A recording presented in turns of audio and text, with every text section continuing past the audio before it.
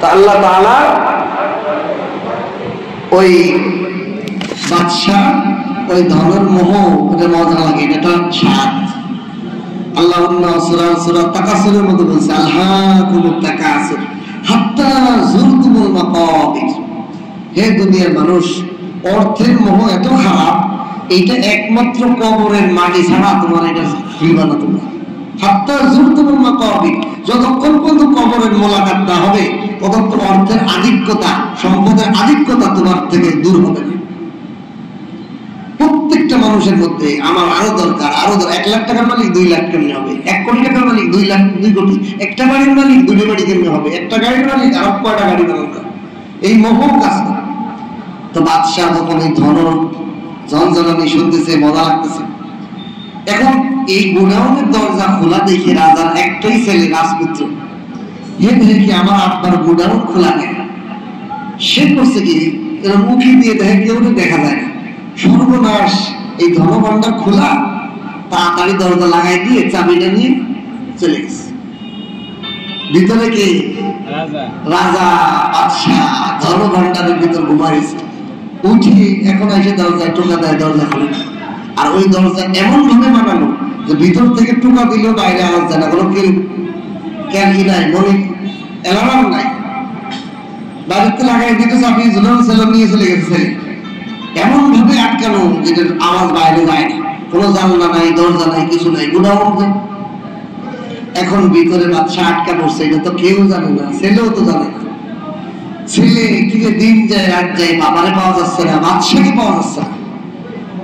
চারিদিকে মাইকের আওয়াজ লাগাই দিছে, এলান ঘোষণা, আমাদের রাজাকে পাওয়া যাচ্ছে না। যেহেতু ওই যুগে এক এক রাজ্য এরকম জয় করতো, হত্যা করতো, মানুষ মারতো, এই আতঙ্ক ছিল যে রাজাকে যে কোনো মুহূর্তে অপহরণ করে কেউ মারিয়ে গেল। এখন ঘোষণা হয়ে গেছে, যারা শত্রু রাষ্ট্র তাদের কাছে চিঠি পাঠাইছে, তোমরা কি আমার বাচ্চাকে মেরে ফেলছো কিনা, অপহরণ করছো কিনা? কয় না, আমরা তো করিনি, আমরা তোমাদের পাইলে মেরে ফেলবো, কিন্তু আমরা করিনি। কোথাও কোনো খবর পাওয়া যাইতেছে না। একদিন যায়, 2 দিন যায়, বাদশা ওর মধ্যে আটকা পড়ছে, খাবার নাই, পানি নাই, চারিদিকে স্বর্ণ মুদ্রা ভরা, ধনের ভান্ডার তার সামনে, সবকিছু, দুনিয়ার সবচেয়ে বড় বড় স্বর্ণের মালামাল তার কাছে আছে, কিন্তু কি নাই? পানি নাই। পানির পিপাসায় নিজের পেশাব খাওয়া শুরু করছে, ক্ষুধার যন্ত্রণা নিজের মল মূত্র ত্যাগ করছে, ওইটা আবার খাইছে এবং লিখতেছে দেওয়ালের মধ্যে যে আমার কাছে পৃথিবীর সব ধন সম্পদ আছে, কিন্তু 1 ফোঁটা পানি নাই, 1 লুকমা খাবার নাই, কোটি টাকার সম্পদ থাকার পরেও আমি কি আজ বড় অসহায়, শুটকি মাছের মতো শুকায় মরতেছে। একদিন যায়, 2 দিন যায়, কয়দিন মানুষ না খেয়ে থাকবে? 1 সপ্তাহ হয়ে গেছে, সাধারণ দুর্বল, নড়াচড়া করতে পারে না। এদিকে এলান করে কোথাও কোনো সহজ পাওয়া যাইতেছে না, কোনো শত্রু, কোনো দুশ্মনও স্বীকার করতেছে না যে আমরা ধরে মারছি। এইভাবে যখন 1 সপ্তাহ পার হয়ে গেছে, 15 দিন পার হয়ে গেছে, 20 দিন পার হয়ে গেছে, মাজা মইরে শুকাইয়ে শুটকি হয়ে গেছে, না খাইয়ে, না পানি পেয়ে, না খাবার পেয়ে, কত যন্ত্রণার মৃত্যু নেই। এইভাবে মরে যাওয়ার পরে যখন মাস পার হয়ে গেছে, কর্মচারী মন্ত্রীদেরকে বেতন দিতে, এখন সবাই মিলে মন্ত্রীরা বললো, রাজা যেহেতু পাওয়া যাচ্ছে না, হুদিস রাজ্যতে চালাইতে হবে, হে রাজপুত্র, তুমি আমাদের বাদশা, তুমি আমাদের বেতন ভাতা দেওয়ার ব্যবস্থা করো, মন্ত্রী এমপি সবাই যারা কর্মচারী আছে তাদের বেতন দাও। তখন সে চাবি নিয়ে দরজা খুলে যখন ঢুকছে, দুইটে বিরহের চিত্র, তার বাবা কোন দিন কি কষ্ট ছিল সব দেওয়ালে দেওয়ালে লিখছে, আর শুটকি মাছের মতো একবারে কঙ্কাল চামড়া মিশে 1 মাসে শুটকি হয়েছে। यही हम सब मुसाफिर हैं, वही आखिर ठिकाना, कोई आगे रवाना है, कोई पीछे रवाना, आए तमाशा गाहे आलम रोहे तू, आए तमाशा रोहे आलम रोहे तू, तू बदाबार तमाशा में रोवी। দুনিয়া মালউন, এটা একটা পচা গান্দা। এক হাদিস বলছে, আর দুনিয়া জিফাতুন ওয়া তালিবুহা কিলাব, এই দুনিয়া হলো একটা মরা লাশের মতো, মরা পচা প্রাণীর মতো। এটাকে তলব করে কে, এটাকে চায় কে? কুকুর। এই জন্য দুনিয়া এবং দুনিয়ার আসবাবের প্রতি মোহ যে যত দূর করতে পারবে, সে আল্লাহর রাস্তা সহজ হবে। আল্লাহ হলো স্থায়ী আর দুনিয়া হলো অস্থায়ী। আপনি যারে ভালোবাসতেছেন, মা বাবা, ছেলে মেয়ে, বিয়ে বাচ্চা, টাকা পয়সা, এগুলো কোনোটা স্থায়ী? বরং আল্লাহ তাআলা দুনিয়ার সবচেয়ে দামি সম্পদ অর্থ, টাকা পয়সা, এটাকে সবচেয়ে বড়, আমার থেকে দূর না হলে আমার তার উপকারী হয় না। আপনি কোটি টাকার মালিক, ঘরে বসে আছেন, এই টাকাতে কিছু কিনলেন না, কিছু খাবার কিনলেন না, পোশাক কিনলেন না, বাড়ি কিনলেন না, গাড়ি কিনলেন না, বলেন এই টাকা কোনো উপকার করতে পারবে? কোটি টাকার সম্পদ রাজার কাছে আছে, কিন্তু রাজা কিছুই উপকার হয়নি। আল্লাহ কি বুঝাইবে? আল্লাহ কি সিস্টেম বানাইছে? আমি তো মনে করি যে এই যে টাকার যে আল্লাহ সিস্টেম বানাইছে, এটাই আমাদের জন্য শিক্ষা। যে বান্দা, তুমি টাকার মোহ হইতেছো, যে টাকা তোমার থেকে না ভাগলে তোমার উপকারই করতে পারে না। আপনি অন্যকে না দিলে টাকার কোনো উপকার হয় না। আপনার কাছে 1 কোটি টাকা আছে, 10টা টাকা আছে, আপনারা চা খাবেন, তা অন্যকে দিলে আপনার উপকার হয়, চা খাইতে পারে। আপনি মাছ খাবেন, আপনার টাকা না দিলে আপনার টাকা উপকার করতে পারে। তাহলে আল্লাহ কি বুঝাইলেন? ও দুনিয়ার মানুষ, দুনিয়ার যত সম্পদ আছে, দুনিয়ার যত অর্থ আছে, সব হলো মালউন, অভিশপ্ত। এগুলো কোনোটাই স্থায়ী না, সব হলো স্থায়ী। আমি আল্লাহ হলো স্থায়ী। এই জন্য আমার যে ভালোবাসলো, সেই স্থায়ী ভালোবাসলো। আমার যে মহব্বত করলো, সেই স্থায়ী সত্তাকে মহব্বত করলো। আমার যে পাওয়ার জন্য মেহনত করলো, সেই স্থায়ী জিনিস পাওয়ার লেগে মেহনত করলো। আমার অর্জন করার জন্য যে সারা রাত কাটাইলো, সে আমার স্থায়ী জিনিস পাওয়ার জন্য মেহনত করলো। আপনি একটা বাড়ি বানাইলেন অনেক কষ্ট করে, আপনি অনেক টাকা কামায় একটা বাড়ি বানাইলেন, 2 দিন পর আপনি নাই, তাহলে এই বাড়ি আপনার ধরুন মুসাফির খানা, ধরুন কি মুসাফির খানা। আপনি একটা জামা বানাইলেন, আপনি কালকে মরে গেলেন, পরার আগেই মারা গেলেন, কি নিশ্চয়তা আছে যে আমি জামাটা পরে যেতে পারবো?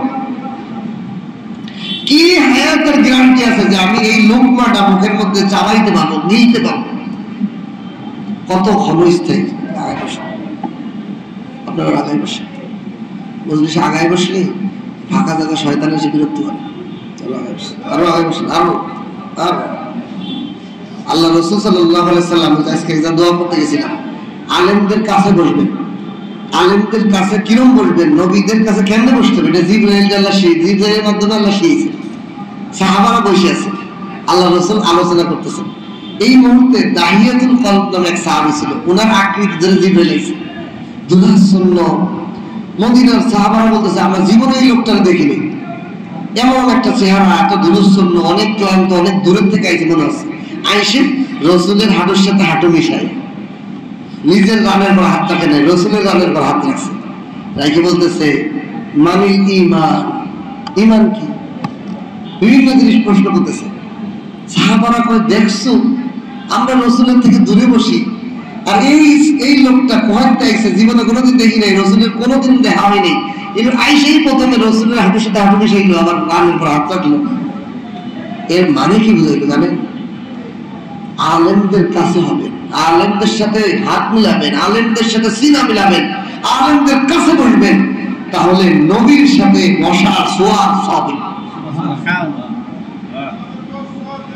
আলেমদের আজকে একটা হাদিস দেখলাম, ইমাম জাওজি, ইমাম কারখি রহমাতুল্লাহ আলাইহি, উনি বলছেন, লুহুমুল উলামা মাসমুম, আলেমদের গোশত বড় বিষাক্ত। আলেমদের গোশত কি বিষাক্ত? এর মানে আলেমদের গোশত মানে গীবাত যে করে সে গোশত খায় না। আলেমদের সাথে যারা গীবাত করে, তারা যদি অন্য কোনো আলেম হয়, তার আল্লাহ ভয়ঙ্কর পরিণতি করে। ইমাম নববী রহমাতুল্লাহ আলাইহি, ইমাম কারখি রহমাতুল্লাহ বলেন, ইমাম নববী যিনি মিশকাতের সরা লিখছেন এবং রিয়াদুস সালিহিন নামে একটা হাদিসের কিতাব উনি লিখছেন, অনেক বড় আলেম, জগৎ বিখ্যাত বুজুর্গ।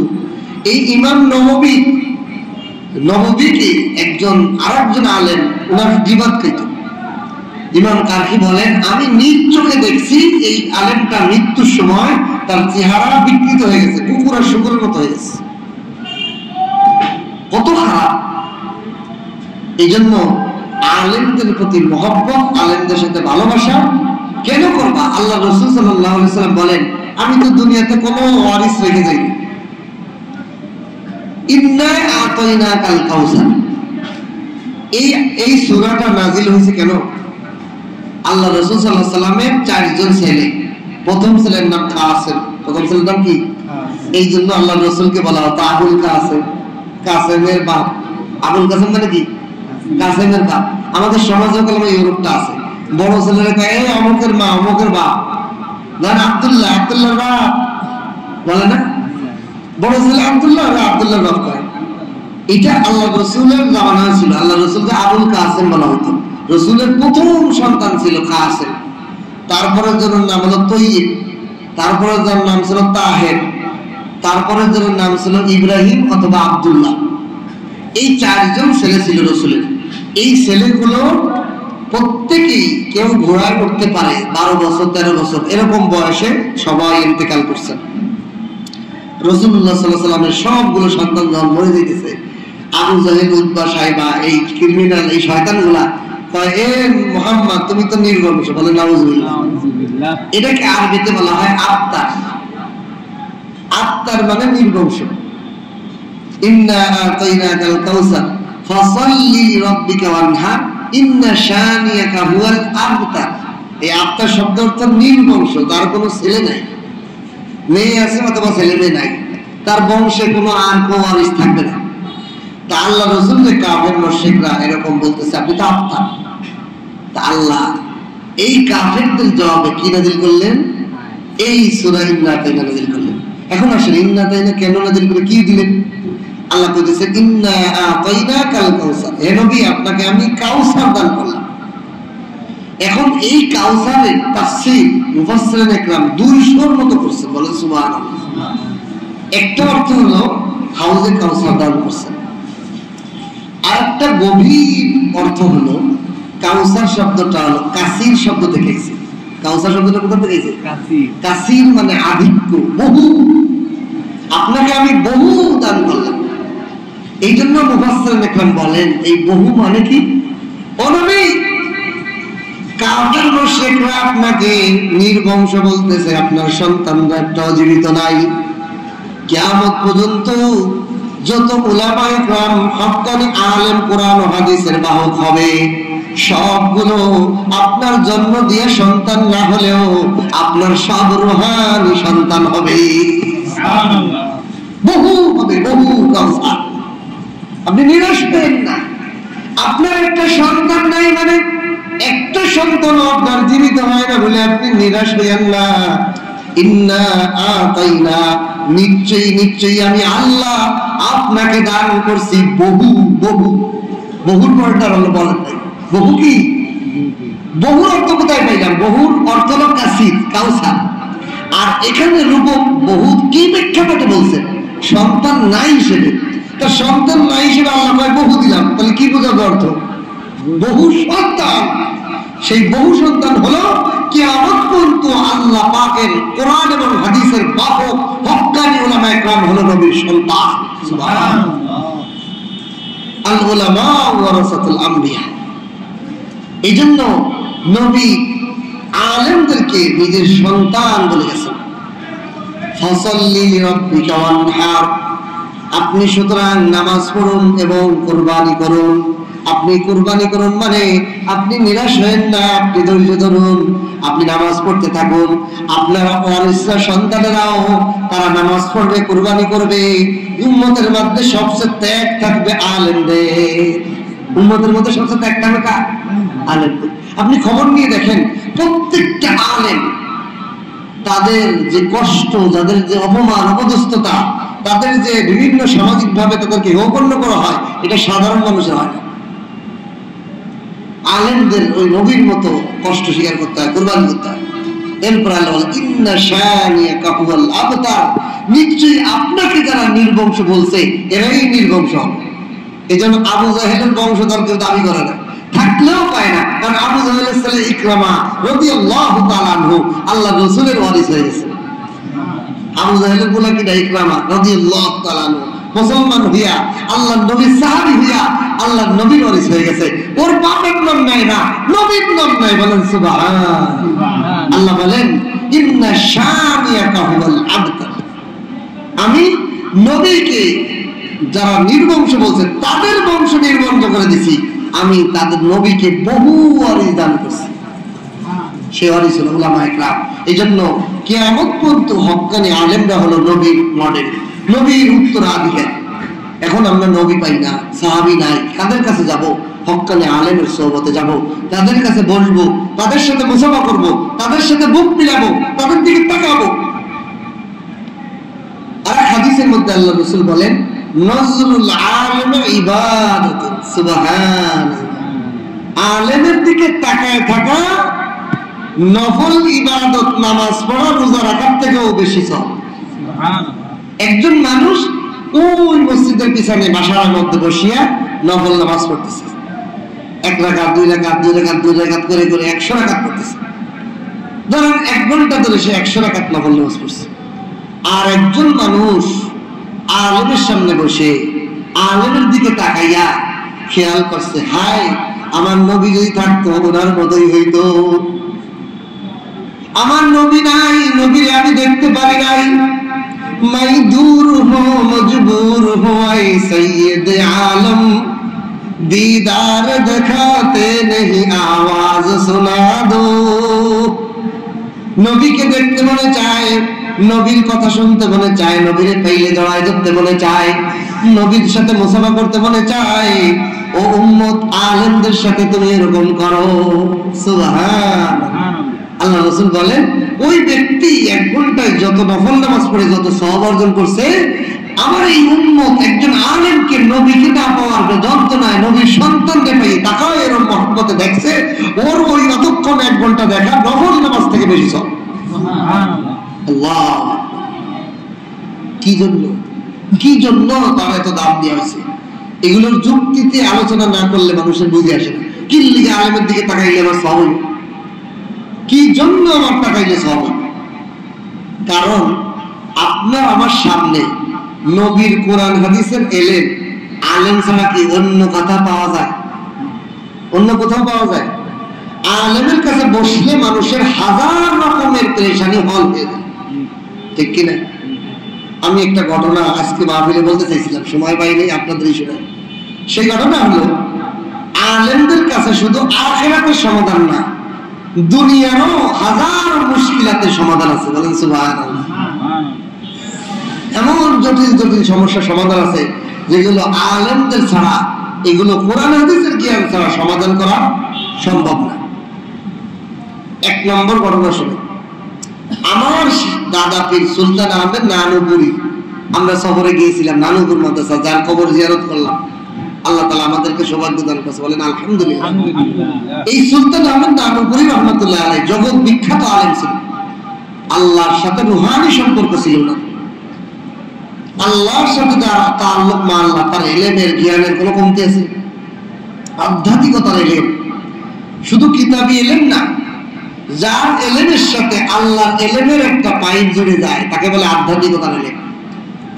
এমন এলেম যেগুলো কিতাবে পাওয়া যায় না, কিন্তু ওনার কাছে বললে সব সমাধান হয়ে যায়। বলেন সুবহানাল্লাহ।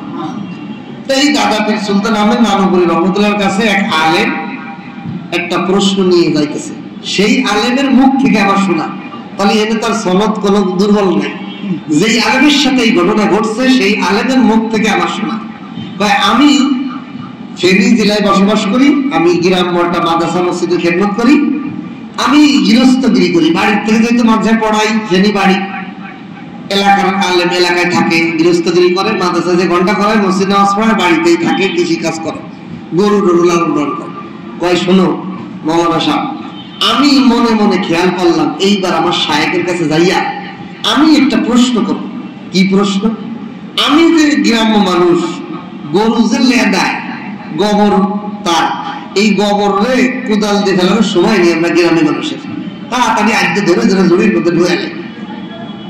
গ্রামের মানুষ কি এত ভদ্র শিক্ষিত যে বেলচা ব্যবহার করবে, কোদাল ব্যবহার করবে? এগুলো তো শিক্ষিত যারা থাকে তারা একটু ময়লাটা বেলচাতে ধরে, একটু কোদাল দিয়ে ধরে, অন্য কিছুতে টিস্যুতে ধরে, এরকম বলে না? কিন্তু গ্রামের মানুষ এগুলো করে, ধরে ফেলে। এইভাবে আমি যখনই গোবর ধরে উঠাই, এরপরে হাতের মধ্যে সাবান দিয়ে, কসকো সাবান দিয়ে এত ঘষা ঘষি, এই গোবরের গন্ধ যায়। বলেন এটা কোনো আখেরাতের বিষয় না, এটা নিজস্ব ছোট একটা সমস্যা। এখন এই গোবর ধরে উঠানোর কারণে পরে যে হাত দিয়ে সাবান দিয়ে এত দৌড়াদৌড়ি, গন্ধ যায় না। আমি চিন্তা করছি এবার শায়েখকে যে জিজ্ঞাসা, হুজুর এই গন্ধ দূর করার কোনো উপায় আছে কিনা? আল্লাহ, শায়েখের সামনে গেলাম, শায়েখের মজলিসে গেলাম, যাওয়ার পর হুজুর বয়ান করতেছে, আমি পিছে যেয়ে বসছি। পিছে যেয়ে বসার সাথে সাথে হুজুর একটা বিষয় নিয়ে বয়ান করতেছেন, আমার দিকে যখন নজর পড়ছে, আল্লাহর পক্ষ থেকে প্রশ্নের উত্তর বানানো শুরু। আইলে কায়ে তো জবাবে হর সওয়াল, মুশকিল আস্ত হর সুয়াদ বেকিলমাল।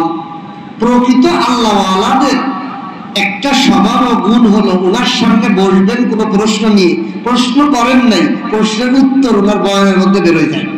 সুবহানাল্লাহ।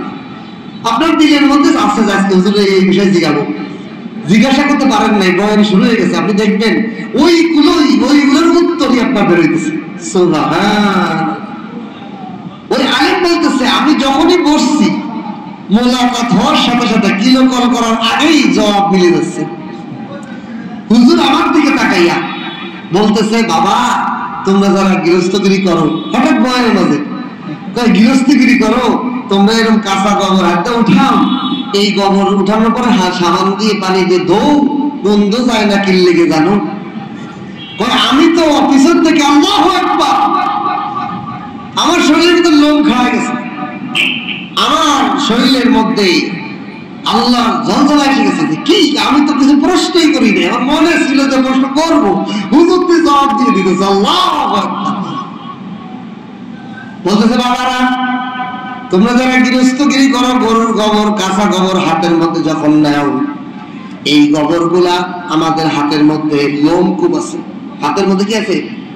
লোমকূপ বলে এটাকে। ছোট ছোট ছিদ্র আছে যেখান দিয়ে ঘাম বের হয়। মশা পড়ে দেখবেন, মশা কোনো ছিদ্র করে না, এই লোক পড়ে এরকম খোঁজে ওই লোমের গুঁড়া কন্যা, ওর ভিতর দিয়ে মুখ ডাবাই দিয়ে রক্ত চুষে খায়। এত ছিদ্র, এগুলো আমাকে খালি চোখে দেখা যায় না, কিন্তু এইটার মধ্যে যে ঘাম বের হয়, এটার মধ্যে যে মশা কি করে রক্ত চুষে খায়, মশার কোনো আনা পর্যন্ত শুই নেই। হাতের তার মধ্যে অসংখ্য এরকম লোম, ছোট ছোট ছিদ্র আছে। যখন কাঁচা গোবরটা তোমরা হাতের মধ্যে নাও, এই লোমের ছিদ্রগুলো, লোমের গুঁড়া ছিদ্রগুলোর মধ্যে গোবরের কাঁচা রসটা ঢুকে যায়। যখন ঢুকে গেছে, এরপরে তুমি সামানের পানি যতই মারো আর যতই তুমি ছুটা মারো, ওই রস কি বেরোইছে? তাহলে রয়ে গেছে না? এই জন্য জিন্দেগিতেও তোমার গন্ধ যাবে না। বুঝতে পারছেন কেন? সমাধান কি? সমাধান হলো কাঁচা গোবর ধরার আগে পবিত্র পানি দিয়ে হাতটা ভিজায় নাও। ভালো পানি দিয়ে, কাঁচা পানি দিয়ে, ভালো পানি দিয়ে হাতটা ভিজাও। এই লোমকূপ গুলোর মধ্যে আগে কি চলে গেল? ভালো পানি ঢুকে গেছে। ভালো পানি যখন এটাকে ফিল আপ করছে, এখন গোবর ধরে যতই কাজ করেন, হাত শুধু দোন, সাবানও দিয়ে না, দেখবেন হাতে কোনো গন্ধই নেই। বলেন সুবহান। এই ব্যাখ্যা শোনার পর আমার একটা মাসালা হল হয়েছে। আমি ছাত্র জীবনে নুরুল ইজান নামক একটা কিতাব পড়ছি। আমারও একটা স্বভাব ছিল না, হল মিজাজ ভালো লাগতো না। কেন কেন কেন? আমাদের উস্তাদ যখন আমাদেরকে এই নুরুল ইজান কিতাব পড়ায়, ইস্তেনজার আদব পড়াইতেছিল। টয়লেটে পানি খরচ করা, টিস্যু ব্যবহার করা, ডলাগুলো ব্যবহার করা, পানি খরচ করার কিছু আদব আছে।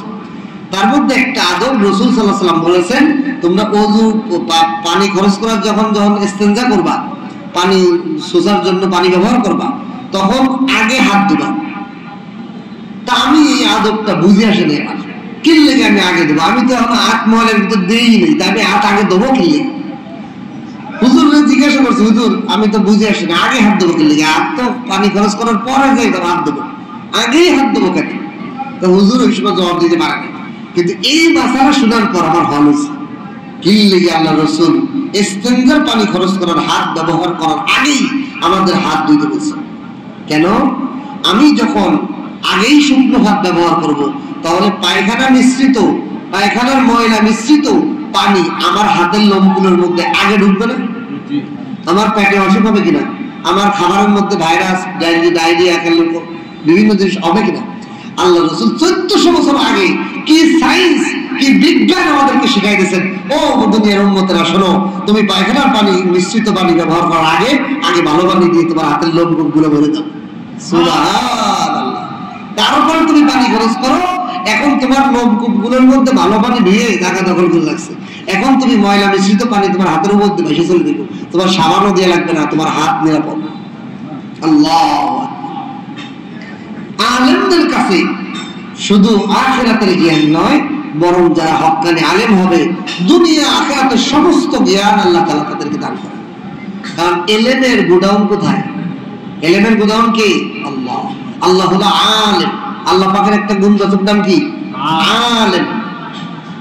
আল্লাহু আল আলিম। আল আলিম কার নাম? আল আলেম কার নাম? আল্লাহ। আল্লাহ বলেন, আমার এই কোরআন ও হাদিসের জ্ঞান যারা অর্জন করবা, আমি এই গুণবাচক নাম তোমাকে হাদিয়া দিয়ে দিলাম। সুবহান। এই জন্য কোরআন হাদিসের জ্ঞানীদেরকে আলেম বলে। জাগতিক জ্ঞানের ইঞ্জিনিয়ার, ডাক্তার, উকিল, ব্যারিস্টার আলেম বলে না। কারণ এটার নাম তো আল্লাহ দিছে। এই জন্য দুনিয়ার কোন জ্ঞানী যদি বলে যে আমিও আলেম, ভুল। কারণ দুনিয়ার যত জ্ঞান আছে, এই জ্ঞানগুলো মানুষ না, বরং জীব জানোয়ার প্রাণীর মধ্যে আল্লাহ দিয়ে রাখছে। আপনি যদি বলেন যে আমি ডাক্তার হইছি, এই মেয়ে তুমি তো ডাক্তার, তুমি কি এমন মেডিসিন আবিষ্কার করছো যে বছরকে বছর হাজার কিয়ামতের শেষ পর্যন্ত কোন মেডিসিন যে তুমি ভালো রাখার কোন বিজ্ঞান তোমার কাছে আছে? আল্লাহ তাআলা সৃষ্টির শুরু থেকে মৌমাছির বিজ্ঞান দিয়েছে। তুমি যদি বড় ডাক্তার মনে করো, তাহলে মৌমাছি তোমার থেকে ডাক্তারের দাদা। তুমি যদি বিল্ডিং বানানোর ইঞ্জিনিয়ারিং দাবি করো যে আমি এটা জ্ঞানী, আল্লাহ বলেন ওই পোকার দিকে তাকায় দেখো, ওই পোকা তোমার থেকে আরো মডেল, আরো সুন্দর করে ঘর বানায়, বিল্ডিং বানায়। তার বিল্ডিং সহজে ভাঙা যায় না। সে ইট পাথর ব্যবহার করে না, সিমেন্ট ব্যবহার করে না, সে শুধু মাটি দিয়ে এমন সুন্দর বাসা বানায় যেটা মানুষ গাইতে ভাঙতে পারে। ওই পোকার বাসা আমি নিজে চোখে দেখছি আমাদের গ্রামে, যে ঝড় বৃষ্টি কাদা কোনো কিছু তারা ভাঙতে পারে না, খুবই মজবুত মাটি দিয়ে বানায়। তবে আমাদের দেশের ইঞ্জিনিয়ার মাটি দিয়ে এত সুন্দর বিল্ডিং বানাতে পারবে? তাহলে বিল্ডিং বানানো যদি জ্ঞান হইতো, তাহলে সবচেয়ে বড় জ্ঞানী হলো কে? ওই পোকা। ঠিক কিনা? আকাশ দিয়ে উড়া যদি বিজ্ঞান হতো, পাখি সবচেয়ে বড় বিমানের পাইলট, সে তো সারা জীবন ধরে আমাকে আকাশে ওড়ে। তাহলে যেই জ্ঞানগুলো মাখলুকের মধ্যেই আছে, ওটা আল্লাহর কাছে এটা জ্ঞানী না। আল্লাহর কাছে কোন জ্ঞান? ইলমের জ্ঞান, ওহীর জ্ঞান, আল্লাহ প্রদত্ত কোরআন হাদিসের জ্ঞানকে আল্লাহ তাআলা ইলম বলছেন। আরো মজার কথা বলি, আল্লাহ তাআলা কোরআনে কারীমের মধ্যে বলেন, ওয়ালাকাদ আতাইনা দাউদ ওয়া সুলাইমানা ইলমা। ওয়ালাকাদ আতাইনা দাউদ ওয়া সুলাইমানা ইলমা। আল্লাহ তাআলা দাউদ এবং সুলাইমান আলাইহিস সালাম আসার আগ পর্যন্ত কোন নবীকে আল্লাহ ইলম দান করার কথা বলে নাই কোরআনে হাদিসে। এই দুইজনের ব্যাপারে আল্লাহ বলছে আমি ইলম দান করছি। এর একটা রহস্য আছে। কি রহস্য? আল্লাহ বলেন আমি দুইজন হলো বাপ বেটা। এই দুজনের সম্পর্ক কি? দাউদ আলাইহিস সালাম হলো বাবা, সুলাইমান আলাইহিস সালাম কি পুত্র। এই দুইজনকে আমি ইলম দান করছি। ওয়াকালা আলহামদুলিল্লাহ, তারা দুইজনই বাপ বেটা কয় আলহামদুলিল্লাহ। ফাদ্দালানা আলা কাসীরিন মিন ইবাদিহিল মুমিনিন, সমস্ত বহু মুমিনদের মধ্যে থেকে আল্লাহ তাআলা আমাদেরকে ইলমের দ্বারা ফজিলত দান করেছেন। দুই বাপ বেটা আলহামদুলিল্লাহ করেছেন। এখন এই দুইজনকে ইলম দিয়ে আল্লাহ কি বোঝাতে চাইলেন? দাউদ আলাইহিস সালাম এবং সুলাইমান আলাইহিস সালামের আগ পর্যন্ত কোন নবীকে আল্লাহ বাদশাহিত্ব দান করেন নাই। কি করেন নাই? বাদশাহিত্ব দান করেন নাই। বাদশাহিত্ব এবং এলেম, নবুয়ত এবং এলেম, এই দুইটা একসাথে দাউদ আলাইহিস সালাম এবং সুলাইমান আলাইহিস সালাম থেকে শুরু হয়েছে। দাউদ আলাইহিস সালামকে একটা দেশের রাজা এবং নবুয়ত দান করছেন, বাদশাহী এবং নবুয়ত দান করছেন। আর সুলাইমান আলাইহিস সালামকে পুরা পৃথিবী, মানুষ, জিন, মাখলুক, পিপিলিকা, হাইওয়ান, জানোয়ার, বাঘ, ভাল্লুক সবার রাজা বানাইছে আল্লাহ। কেমন বাদশাহিত্ব দান করছেন আল্লাহ। জিন, ইনসান, পাখি, পশু, জীব, জানোয়ার, সাপ, বিচ্ছু, বাঘ সব তার বিচার মানে। আর এরকম বাদশাহী দিছেন। এরকম বাদশাহী, এত বড় বাদশাহীর সাথে আল্লাহ তাআলা কি বুঝাইলেন? এই বাদশাহিত্ব টেকবে না তোর এলেম ছাড়া। আর এলেমের মাধ্যমে আদালত আসে। এলেমের মধ্যে কি আসে? আদালত, ন্যায় বিচার। এই জন্য আমাদের সমাজে যে অনেক ক্ষমতা পেয়ে যায় কিন্তু জ্ঞান নাই, সে দুর্ঘটনা ঘটায়। এটা রাষ্ট্র চালিত হলে ন্যায় বিচারের জ্ঞান থাকতে হবে, কোরআনের জ্ঞান থাকতে হবে। পৃথিবী বিখ্যাত ডিগ্রি অর্জন করলেও রাষ্ট্রীয় ভাবে যদি কেউ ক্ষমতায় বসে, সে কখনো জনগণের সন্তুষ্ট অর্জন করতে পারবে না যতক্ষণ পর্যন্ত আল্লাহর কোরআন ও হাদিসের জ্ঞান তার মধ্যে না থাকবে। ইনসানই তো বলবেন। আল্লাহ তাআলা সুলাইমান আলাইহিস সালামকে কি জ্ঞান দিয়েছিল, এলেম কি দিয়েছিল এটা বোঝেন। দাউদ আলাইহিস সালামের কাছে বাপ বেটা দুইজনই তো জ্ঞান দিয়েছে আল্লাহ তাআলা। এক মহিলা বিচার নিয়ে আসছে, এক বুড়ি বিচার নিয়ে আসছে দাউদ আলাইহিস সালামের কাছে। কি বিচার? আমি বাসায় আটা ভাঙিয়ে বাসায় নিয়ে যাচ্ছিলাম পাতিল করে, ডিশের মধ্যে করে। হঠাৎ গুল্লো গুল্লো একটা বাতাস, যদি গুল্লো গুল্লো বাতাস আছে, আটা তো সব ধুলোর মতো, এই ডিশের থেকে সমস্ত আটা উড়ায় নিয়ে গেছে বাতাসে। মহিলা দাউদ আলাইহিস সালামের কাছে বিচার নিয়ে আসছে। হে নবী বাদশাহ, আপনি নবী, আপনি বাদশাহ, আপনি ন্যায় বিচারক, আপনি এলেমওয়ালা, আপনি আমার বিচার করে দেন। বাতাস আমার আটা কেন উড়াই নিয়ে গেল? আমি গরিব মহিলা, আমি আমার এটা কোনো বিচার হইল? কিন্তু বিচার আল্লাহ তাআলা এই সমস্ত ঘটনা কোরআনের তাফসীর, কোরআনের ভিতরে শুনাইছেন যে দাউদ আলাইহিস সালাম এবং সুলাইমান আলাইহিস সালামকে আমি কি এলেম দান করছি। এই জন্য এলেম ছাড়া ন্যায় বিচারণ করা কঠিন, কোনদিনও সম্ভব না। আলেম ছাড়া দেশের সরকার নির্বাচন করলে কখনোই তার দ্বারা ইনসাফ এবং আদালতের শান্তি এবং বরকত উম্মত পাবে না। কি লাগবে? আলেম লাগবে। আলেম হলো এই জাতির জলমল তারা। আলেম ছাড়া কে দেখাবে এই জাতির দিশা? আলেম লাগবে। সুলাইমান আলাইহিস সালাম, দাউদ আলাইহিস সালাম প্রথম পর্যায়ে গেলেন। ওই বুড়িকে কয়, বুড়ি তোমার কয় কেজি আটা? কয় 2 কেজি আটা আমার উড়ে নিয়ে গেছে। আমি এতিম, আমার বাচ্চারা এতিম, আমি বিধবা, আমি কয়টা আটা ভাঙাই নিয়ে বাড়িতে রুটি বানাই খাবো। এই বাতাসে নিয়ে গেল, বাতাসের বিচার দিন, আমি নিয়ে আসছি।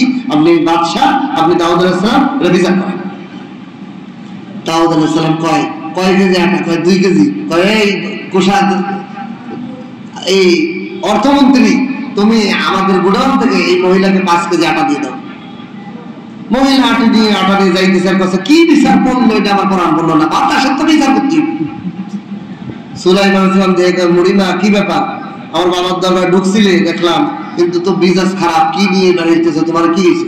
কয় আমার আটা পাতিল থেকে বাতাসে উড়াই নিয়ে গেছে, আমি বাতাসের বিরুদ্ধে বিচার নিয়ে এসেছি। তোমার বাবা বিচার না কইরা আমারে 2 কেজি জায়গা 5 কেজি আটা দিয়ে পাঠাচ্ছে। কয় হয়নি, চলো। হয় নাই, বিচার হবো। বাপ কা বেটা সুলাইমান আলাইহিস সালাম কবে না, চলো আমার সাথে আবার বিচার করা হবে। বাবা এরকম বিচার করলে আল্লাহ তো ভালো হইব, বিচার করতে হইব, বিচার দাবি নিয়েছে, বিচার করতে। বাবার সামনে গেছে, বাবা আপনি না বাদশাহ, আপনি না নবী, আপনি না আল্লাহর প্রিয় বান্দা, আপনি বিচার না করে এরকম বড় মিশে একটা সমাধান করে দিলে বলবো বিচার দিতেই আপনার কাছে, বিচারের সমাধান দিতেই। আমি কেমনে দেবো? আপনি আল্লাহরে দোয়া করেন, আল্লাহ বাতাসে হাজির করাবে। বাতাস কেন উন্নয়ন নিল এর কৈফিয়ত বাতাস দিয়ে লাগবে না, বাতাসের বিটা আছে। আল্লাহ এলেম দিয়েছেন আল্লাহ। দাউদ আলাইহিস সালাম আল্লাহর কাছে দোয়ায় হাত ফেলে, আল্লাহ বাতাসকে উপস্থিত করে দেন, আমার সামনে বাতাসকে উপস্থিত করে দেন। আল্লাহ সঙ্গে সঙ্গে বাতাসকে একটা মানুষের আকৃতি বানায় উপস্থিত করে দিয়েছে। বলেন সুবহানাল্লাহ। খাকু বাদু আবু আতিশ বান্দান বামানা তো মুর্দাবা হাদ জিন্দান। আমরা তো মনে করি আমরাই শুধু আল্লাহর কথা শুনি বুঝি। এই দেওয়ালেরও কান আছে, এই দেওয়ালেরও মুখ আছে, আল্লাহর হুকুম হইলেই দাওয়াত কথা বলতে পারে, তাহলে বাতাস কেন পারবে না? আল্লাহ বাতাসকে হাজির করছে। দাউদ আলাইহিস সালাম এবার বিচারের কাজীর আসনে বসছে। দাবি বাতাস, তুমি তো কৈফিয়ত বলো, কারণ বলো, এই বুড়ির কেন তুমি আটাগুলাকে উড়ায় নিয়ে গেলে?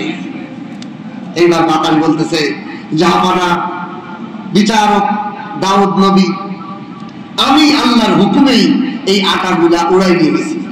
কোথায় নিয়ে গেছো? কয় এই যে পাশে যে সমুদ্র, এই সমুদ্রের মধ্যে কিছু আল্লাহ তাআলার ন্যায় বিচারক, ন্যায় সব ব্যবসায়ী, তারা আরেক রাষ্ট্র থেকে মাল নিয়ে, কোটি কোটি টাকার মাল নিয়ে আরেক রাষ্ট্রে যাইতেছিল। সাগরের মধ্যে তুফান উঠছে। তুফান ওঠার কারণে তুফানের বাড়িতে তাদের জাহাজের তলার মধ্যে একটা ফুটা হয়ে গেছে, পানি ঢোকা শুরু হয়ে গেছে। এরা সব ব্যবসায়ী, এরা আল্লাহওয়ালা, এরা নেক। এই ব্যবসায়ীরা আল্লাহর কাছে মান্নত করে ফেলছে, আল্লাহ আমাদের জান এবং মাল যদি আপনি বাঁচান, আমরা এই জাহাজে যত মাল আছে সমস্ত মাল এই জান এবং মালের নিরাপত্তার জন্য আপনার রাস্তায় খরচ করব। আমাদের জীবন বাঁচান, আমাদের মাল বাঁচান।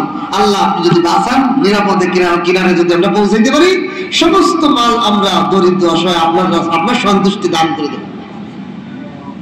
তারা কসম খেয়ে নিয়েছে। আল্লাহর কাছে যখন কসম খাইছে, আল্লাহ ভাই ও বাতাস দ্রুত যাও, এই মহিলার আটাকে উড়ায় নিয়ে পানির মধ্যে গুলাইয়া গুলাইয়া, পানির মধ্যে গুলাইয়া গুলাইয়া গোল বানাবা। গোল বানাই আঠার মতো বানাইয়া তলের মধ্যে গাদার ওই জাহাজের ছিদ্রের মধ্যে লাগাইয়া দাও। এই কারণে আর পানি ঢোকে নাই, জাহাজ নিরাপদে বন্দরে পৌঁছেছে। বলেন সুবহানাল্লাহ।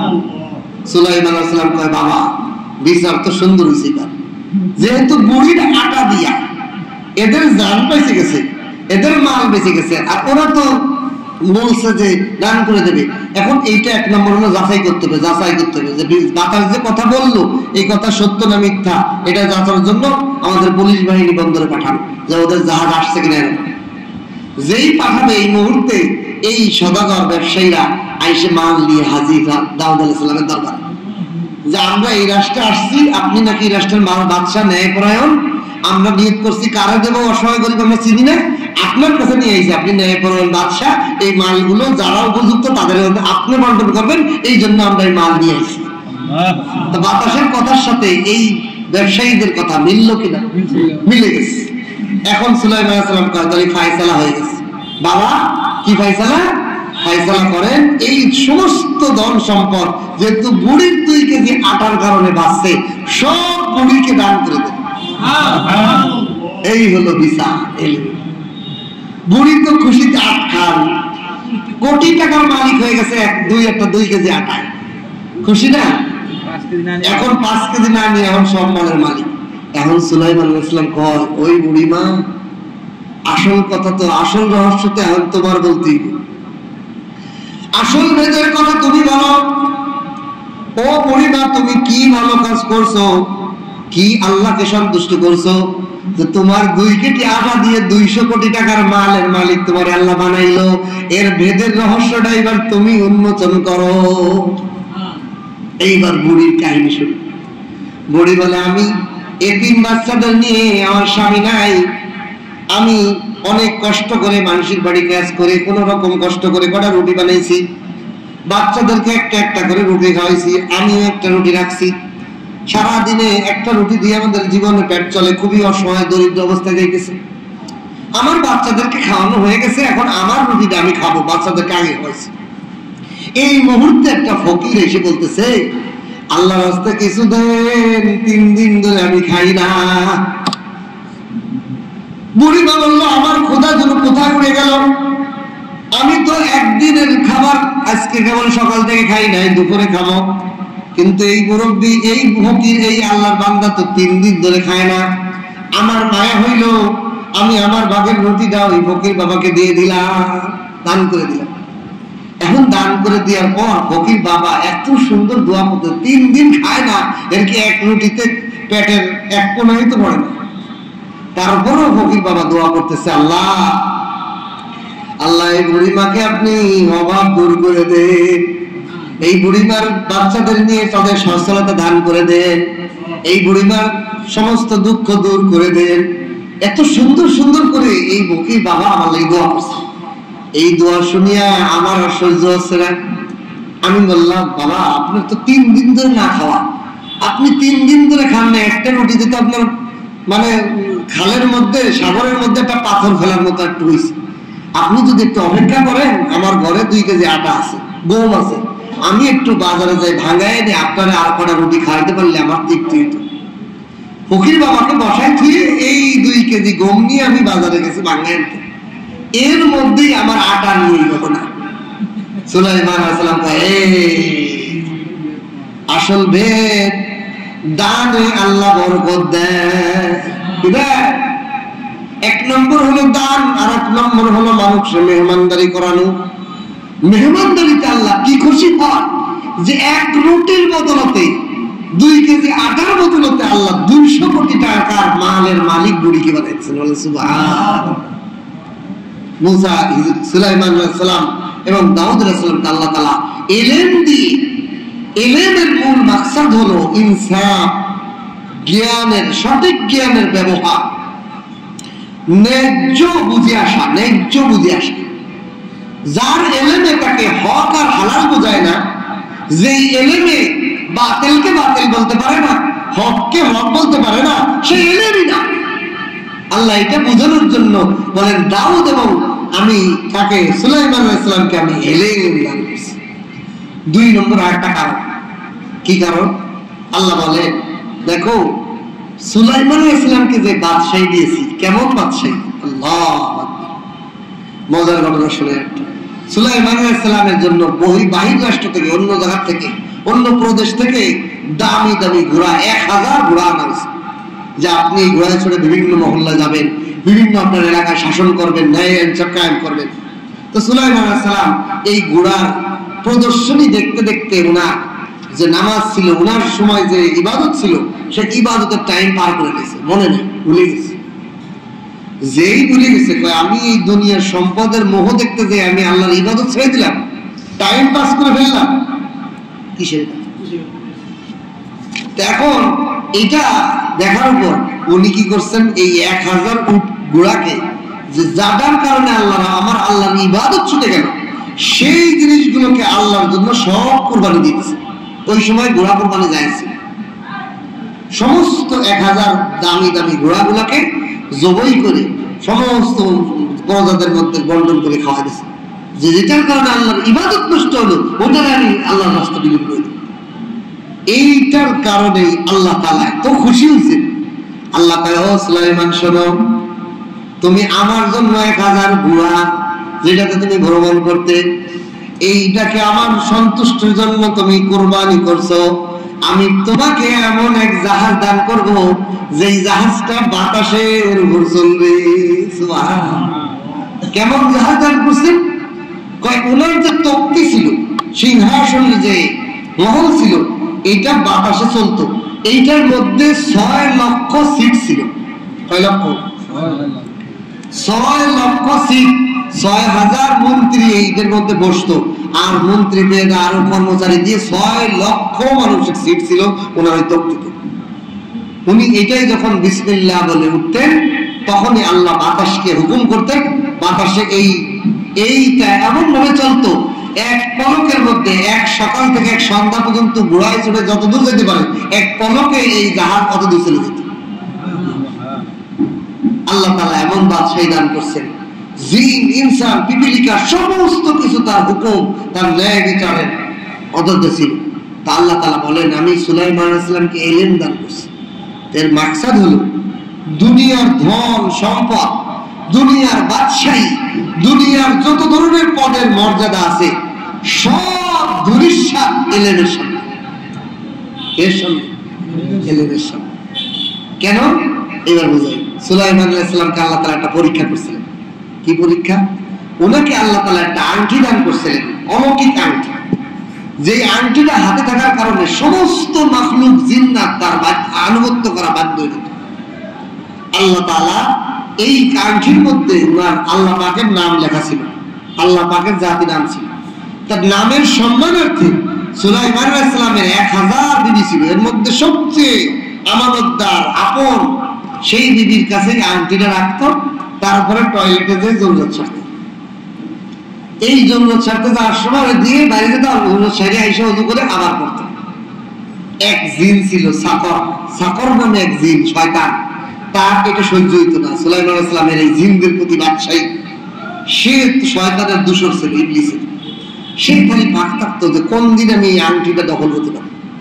এই সাকার কি করছে, সুলাইমান আলাইহিস সালাম যখনই বাথরুমে ঢুকছে তার বিবির কাছে আংটি রাখে, হে করছে কি, সে তো জিনটা তো বিভিন্ন আকৃতি ধরতে পারে। সুলাইমান আলাইহিস সালামের আকৃতি ধরে বিবির কাছে এসে আমার দাও আংটি দাও। তো তার বিবি তো আর চেনে নেই, সুলাইমান আলাইহিস সালামের রূপ আকৃতি সব ধরে আসছে, এই জন্য তার আংটি দিয়ে দিচ্ছে। সে আংটি পরে সুলাইমান আলাইহিস সালামের সিংহাসনে যে বসে গেছে, সবাই তার আনুগত্য করা বাধ্য আংটির প্রভাবে। আর সুলাইমান আলাইহিস সালাম কি হলেন, বেরোয় ওনার আকৃতিও পরিবর্তন হয়ে গেছে, ওনার সেই রাজকীয় শান শৌকত নাই, চেহারার মধ্যে ক্লান্তি। উনি ওনার বিবির কাছে বলতে আমার আংটি কই, আপনি কি, আমি তো আপনার চিনি না। কি মহা মুসিবত, দৌড়ে গেছে সিংহাসনে, যায় যায় যে সাকার মানের সুলাইমানের আকৃতিতে বসে গেছে, আর ওনার চেহারা সুলাইমানের চেহারা নাই। রাষ্ট্রীয় যে দারোয়ান টারোয়ান ছিল তাদেরকে ওই সাকার বলে এনে ধরে বার করো, তাদের সুলাইমান আলাইহিস সালামকে গার্ড ধরে বের করছে, কেউ চেনে না। জনগণের কাছে যায়, কেউ চেনে না, কেউ খাবার চাইলে খাবার দেয় না, ভিনদেশী মনে করে। এইভাবে তিনি অনেক দিন ঘুরছে, কেউ তার চেনেও না, কেউ তার কথা শুনতেও চায়, কেউ তার বাধ্যই হয় না। আসলে আল্লাহ তাআলা এটা পরীক্ষা। সুলাইমান আলাইহিস সালাম বুঝে ফেললেন যেটা আল্লাহর পক্ষ থেকে আমার জন্য কি পরীক্ষা। আল্লাহ তাআলা যে ধন এবং মর্যাদা এবং টিকে দেন, সেকেন্ডের মধ্যে আবার নাই করে দিতে পারেন, এই পরীক্ষায় সুলাইমান আলাইহিস সালাম পেলেন। আল্লাহ এই ঘটনা কোরআনে শোনায় আমাদেরকেও শেখায়, যত মর্যাদা আমরা উঠি না কেন, সব সময় দিলটা বিনয় রাখা, যে আল্লাহ চাইলে সেকেন্ডের মধ্যে আমার থেকে এলিম সমাপ্ত করে দিতে পারে, আমার থেকে টাকা নিয়ে দিতে পারে, আমার থেকে পদ নিয়ে দিতে পারে। শেখ হাসিনা কি কোনোদিন ভাবছিল যে আমার এই দেশ থেকে পালাইতে হইব, আমার বাপ এই দেশ স্বাধীন করছে, আমি এই দেশের এত আমার জনগণ এত দলের লোক, সেকেন্ডের মধ্যে আল্লাহ তাআলা খাবারটাও খাইয়ে দিতে পারে না, দুপুরের লাঞ্চও করে দিতে পারে, ঠিক কিনা? এই জন্য যারাই আমাদের ক্ষমতায় আসবে, সুলাইমান আলাইহিস সালামের এই ঘটনা মনে রাখতে হবে। সুলাইমান আলাইহিস সালাম নবী ছিলেন, উনি বুঝে ফেলছেন। উনি কি করলেন, ওই দেশ থেকে আরেক দেশে চলে গেলেন, সাগরের পাড়ে এক এলাকায় চলে গেলেন। যাই এই সাগরের মাঝিদেরকে বললেন, দেখো আমিও তোমাদের সাথে, আমার খিদা লাগছে, কেউ খাবার দেয় না, আমি তোমাদের সাথে কাজ করবো, আমার খাবার দিবা। এক যাইলে মায়ে করে বললেন, ঠিক আছে, আমাদের সাথে কাজ করলে তোমার আমরা খাবার দেবো, একজন কিষান হিসেবে, একজন দিন মজুর হিসেবে তোমার আমরা খাবার দেবো। সুলাইমান আলাইহিস সালাম ওই জাইলের বাসায় আশ্রয় নিলেন। আশ্রয় নেওয়ার পর উনি ওদের সাথে মাছ ধরেন, সাগরের কিনার থেকে মাছ নিয়ে খাবারে উঠান। এর বিনিময়ে ওই জাইলে তাকে দুইটা মাছ দেন। কয়টা মাছ? দুইটা মাছ দেন। একটা মাছ তিনি আল্লাহ পাকের কৃতজ্ঞতায় শুকর আদায়ার্থে সাগরের মধ্যে আবার ছেড়ে দেন, আর একটা মাছ তিনি খান। এইভাবে উনি একদিন দুই দিন করে দিন পার করতেছেন। উনার ব্যবহার দেখে সমস্ত জাইলের সম্প্রদায় উনারে খুব ভালোবাসে। যেই জাইলের আন্ডারে কাজ করেন, ওনার একটা রূপসী সুন্দরী দিনদার পরেশগার একটা মেয়ে ছিল।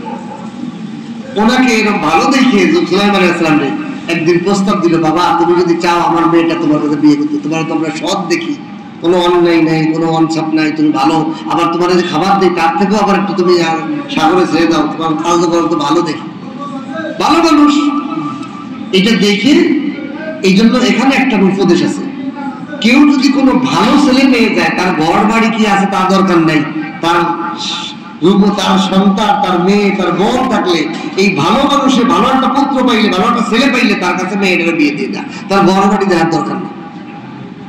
সুলাইমান আলাইহিস সালামকে ওই চাইলে কি করলেন, এই ভালো মানুষ পেয়ে তাড়াতাড়ি বিয়ে দিয়ে দিলেন। বিয়ে দেওয়ার পর এই বিবিকে নিয়ে উনি সংসার করতেছেন। যেই দিন 40 দিন পূর্ণ হয়েছে, ওই দিন ওই আংটির আল্লাহর পক্ষ থেকে পরীক্ষার টাইম শেষ। ওই সাকার জেনটা মনে করছে যে আমার দেখছে যে কিছু কিছু জিনিস তার উল্টো পাল্টা হইতেছে, এ ভয়ে দিয়েছে পলা, মানে জনগণের মধ্যে সে ইনসাফ কায়েম করতে পারে না, সে তো আলেম না, এই জন্য ন্যায় বিচার করতে পারে না, কোনো কিছু করতে পারে না। জনগণের মধ্যে, দেশের মধ্যে বিশৃঙ্খলা দেখা শুরু হচ্ছে। যেই বিশৃঙ্খলা শুরু হয়েছে, জনগণ তার কাছে এসে বিভিন্ন জিনিস তারা সে পলানো শুরু করছে। সে যখন নাগরের ভিতর পানির মধ্যে পলাইতে গেছে, হাতের থেকে আংটি পড়ে গেছে, একটা মাছে খেয়ে গেছে। ওই আংটিটাই জাইলেদের জালে বাঁধছে। বাঁধার পর এই সুলাইমান আলাইহিস সালামের যে বিবি, সেই বিবি চিন্তা করছে আমার স্বামীর আমি স্পেশাল একটা আজকে মাছ খাও। বাজারে যে মাছ কিনতে গেছে, এই যে মাছটা, এই মাছটাই পাইছে, কিনে আইনি যখন কাটছে, কাটে দেখে ভিতরে অলৌকিক একটা আংটি। আংটিটা নিয়ে সুলাইমান আলাইহিস সালামের কাছে গেছে। আর ওই দিনই 40 দিন পূর্ণ হয়ে গেছে। সুলাইমান আলাইহিস সালাম ধৈর্য ধরছে যে 40 দিনের একটা পরীক্ষা আমার আল্লাহ। সঙ্গে সঙ্গে বিবির কাছে আংটিটা নিয়ে পড়ার সাথে সাথে ওনার চেহারা রাজকীয়, সুলাইমান অটোমেটিক গায়ের মধ্যে রাজা পোশাক মুকুট সব চলে আসছে। বিবি যেহেতু যেহেতু সুলাইমান বাদশা নেই, তখন ওই সুলাইমান আলাইহিস সালাম বলতেছে, হে আমার বিবি, তুমি আমার প্রধান রানী হবে, তুমি আমার অসময়ে আমার সবচেয়ে আপন, তোমার বাবা আমাকে অসময়ে আশ্রয় দিয়েছে। ওনাদেরকে তিনি নিজের করে নিলেন এবং ওই সাকারে ধরে আনলেন। জিনদেরকে আদেশ দিলেন, যাও এই শয়তানকে ধরে আনো। তারা বহু সাগর পার হয়ে যায়, সাকারে ধরছে, সিগলতে বাঁধতে সুলাইমান আলাইহিস সালামের কাছে আনার পর সুলাইমান আলাইহিস সালাম কয়, এর বিচার যেন তেন বিচার হওয়ার দরকার নেই, এটা একটা কঠিন বিচার হবে, যাতে এরকম অন্যায় আর কোনো জিন করতে না পারে। ওই জন্য উনি কি করলেন, এই জিনকে একটা সিন্ধুকের মধ্যে বললেন, লোহার সিন্ধুক, এর মধ্যে দাউদ আলাইহিস সালামের একটা সিলমোহর মেরে দিলেন, মিলে তালাবদ্ধ করে গভীর সমুদ্রের যেখানে সবচেয়ে বেশি গভীর, সেখানের মধ্যে জিনদের মাধ্যমে ওইখানে ফেলে দিয়ে আসলেন, কিয়ামত পর্যন্ত যেন কেউ আর তালা খুলতে না পারে। এই ছিল ওই জিনের শাস্তি দিতে। ওরা এমনি জানে মানলেন না, ওরা খাঁচার মধ্যে ওই বন্দুকের মধ্যে আবদ্ধ করে নিচে ফেলে দিল। তো সুলাইমান আলাইহিস সালামকে এইরকম রাজত্ব বাদশা দেওয়ার পরেও সেকেন্ডের মধ্যে 40 দিনের জন্য রাজত্ব ছিনে এনেছেন না। কিন্তু আল্লাহ তাআলা বলেন, এলেম হলো আমার সিফত। এলেম কি? সিফত। এলেম এমন এক অলৌকিক জ্ঞান, এটা আল্লাহ যাকে দান করেন তার আত্মা এবং রূহের সাথে এমন ভাবে মিশে যায়, এটা আলাদা হয় না। বলেন সুবহানাল্লাহ। এই জন্য যাকে আমি এলেম দিয়েছি, এলেম থেকে সে সলব হয় না, এলেমে তারে আবার ফিরে আনে। এলেম তার শরীরের সাথে না, এলেম তার আত্মার সাথে ডাকে। এই জন্য একজন মানুষ মরে গেলে তার বডি মাটিতে রেজা রেজা হয়ে যায়, কিন্তু আলেমের যার বডির মধ্যে, যার আত্মার মধ্যে এলেম ঢুকছে, এমন অলৌকিক এই এলেমের মর্যাদা যে তার বডিও মাটিতে খাবে না। সুবহানাল্লাহ। আল্লাহ তাআলা, আল্লাহ নবী বলেন, 10 শ্রেণীর মানুষের মাটিতে মরার পরেও তার বডি পচে না, পোকামাকড়ে খায় না। বলেন সুবহানাল্লাহ। তার মধ্যে এক শ্রেণী হলো আলেম। আর আপনারা বলতে পারেন, হুজুর আমরা তো এগুলো হতে পারতেছি না, আপনাদের জন্য সুযোগ আছে। আল্লাহ বলেন যে, আল্লাহ নবী বলেন, যারা একে অপরকে আল্লাহর জন্য মহব্বত করে তাদের বডিও মাটিতে খায় না। যারা সর্বদা আল্লাহর জিকির করে, সব সময় আল্লাহর জিকির করে, ন্যায় পরায়ণ বিচারক, এদের লাশ আল্লাহ খায় না। জুমার দিন যারা মৃত্যুবরণ করে, তাদের লাশও মাটিতে পচে না। যে সমস্ত মহিলা অন্তঃসত্ত্বা, এই কথাগুলো মা বোনদের শোনাবেন আপনাদের। আজকে আমাদের মা বোনরা কোনো ডেলিভারি হইলেই আগে পেট কাটে, আগে সিজার। অথচ এই ফজিলত আছে, কোন মা যদি অন্তঃসত্ত্বায় সন্তান জন্ম দিতে যে মারা যায়, আল্লাহ তাআলা তার বডিকে এমন বরকত, এত মর্যাদা দিয়ে দেয় যে পোকামাকড় তার শরীর বন্ধু খাবে না। এই অন্তঃসত্ত্বা মহিলা যারা বাচ্চা ডেলিভারি করতে যে মারা যাবে, তাদেরকে আল্লাহ তাআলা তার বডিটাকে মাটি পোকামাকড়ও খাওয়াবেন না, দামি বানায় দেন। অথচ আমাদের সমাজের নারীরা এটা না বোঝার কারণে পরপুরুষের সামনে পেট কাটা করতেছে, বিভিন্ন আল্লাহ প্রদত্ত খলকের মধ্যে সৃষ্টি পরিবর্তন ঘটাচ্ছে। এখনো পর্যন্ত একটা গরু ছাগলের পেট কাটা লাগে না, সিজার করা লাগে না। আমাদের সমাজে সবচেয়ে বেশি বাচ্চা দেয় কি? কুকুর, যে সবচেয়ে বেশি, একবারে 7টা বাচ্চা দেয়। কয়টা বাচ্চা দেয়? বছরে একসাথে 7টা। তার কোনোদিন ডেলিভারি লাগে? দেখছেন কোন কুকুরের এই পর্যন্ত হাসপাতালে নেওয়া লাগে? ওরে আল্লাহ রে আল্লাহ, একটা না, 2টা না, 7টা বাচ্চা দিচ্ছে। ওরা তো বেশি পেট খাওয়ার দরকার। আর মানুষের একটা বাচ্চা হইতে তার পুরা মহল্লা জুড়ে সবাই মিলে পেট কাট, পুরা হাসপাতাল মিলে পেট কাট। আল্লাহ পাকের গজব পড়ে, নানত হয়, নারাজি হয় আল্লাহ তাআলা। এই জন্য এই অন্তঃসত্ত্বা মহিলা যার ডেলিভারি হতে যে মৃত্যু হবে, তার লাশকে মাটিতে স্পর্শ করে না। এই জন্য আল্লাহ তাআলা এলেমকে এমন এক দামি বানিয়েছেন। আল্লাহ বুঝাইলেন যে সুলাইমান আলাইহিস সালামের বাদশাহী কি, দুনিয়ার মানুষ কল্পনা করতে পারবে না কিরম বাদশাহী উনি ছিলেন। আসমান জমিনে যত মাখলুক ছিল সবের উপর উনি রাজত্ব করছে। এই রাজত্ব থেকেও দামি হলো এলেম। এটা বোঝানোর জন্য আল্লাহ বলেন আমি তার যে রাজত্ব দিছি এটা বড় নিয়ামত নয়। দাউদ এবং সুলাইমানকে যে আমি বিশাল রাজত্ব দান করছি, ক্ষমতা পাওয়ার দিয়েছি, শুধু মানুষ নয়, জিন ইনসান, পাখি কুকুর, জীব জানোয়ার, হাইওয়ান প্রাণী, পৃথিবীর সমুদ্রের মাছের উপর তার রাজত্ব দান করছি। এই রাজত্ব থেকেও দামি রাজত্ব হলো আল্লাহ তাআলা যাকে এলেম দান করলেন সে হলো দামি। এটা বোঝানোর জন্য আল্লাহ বলেন আমি দুজনকে এলেম দিছি। আল্লাহ বলেন নাই রাজত্বর কথা। এই জন্য ওনারা দুইজন বলছেন আমরা যে এলেম পাইছি এটার জন্য আলহামদুলিল্লাহ। এই জন্য এলেম আল্লাহ পাকের সিফত, যে আল্লাহ সিফতকে ভিতরে ঢুকাইলো, ওই বডি, ওই শরীর আল্লাহর কাছে এত দামি হয়ে যায়। আল্লাহ যেমন চিরস্থায়ী, আল্লাহ তাআলা ওই আলেমকেও স্থায়ী বানাতে বলেন সুবহানাল্লাহ। এই জন্য আল্লাহ তাআলা কিয়ামতের দিন আলেমদেরকে ডাকবেন। আল্লাহ তাআলা রাসূলুল্লাহ সাল্লাল্লাহু আলাইহি ওয়াসাল্লাম হাদিসের মধ্যে বলেন ইয়া মাশাআল উলামা, কিয়ামতের দিন আল্লাহ ডাক দেন ইয়া মাশাআল উলামা আলাম আযা ইলমি লা'আযাবাকুম, আমি কি তোমাকে এলেম দান করেছিলাম যে তোমাকে আমি শাস্তি দিব? আরে আমি তো তোমাকে এলেম দিয়েছিলাম, আমি তোমাকে একটা আলাদা বৈশিষ্ট্য দান করার জন্য এলেম দান করেছিলাম। সুতরাং গফরতুলা, তোমাদেরকে আমি মাফ করে দিলাম, তোমাকে আমি এলেমের বরকতে মাফ করে দিলাম, তোমার টুকটাকি ছোটখাটো যত গুনাহ আছে সব মাফ করে দিলাম, তুমি যাও জান্নাতে চলে যাও। এই জন্য যে কেউ এলেম অর্জন করতে পারে না। একজন বাবা অনেক চেষ্টা করে মাদ্রাসায় বাঁধিয়ে রাখে বাচ্চা, তারপরও পলায় যায়। আবার অনেক ছেলে পেলে আছে বাপ মা স্কুলে পড়াইতে চায়, ও এলেম অর্জন করালে পলায় যায় মাদ্রাসা। আছে কিনা? বহু উদাহরণ আছে। আমার বাপ মা আমাকে কোনোদিন মাদ্রাসায় ভর্তি করাইতেই রাজি ছিল না, অথচ আল্লাহ তাআলা কবুল করছেন আলহামদুলিল্লাহ। আর আমার চোখে অনেক বাবা মারে দেখছি কত চেষ্টা করে, তারপরও সে প্যান্ট শার্ট গাঁজা খেয়ে বেড়ায়, সিগারেট খেয়ে বেড়ায়, শোনা যাবে না। এই জন্য এটা আল্লাহ প্রদত্ত।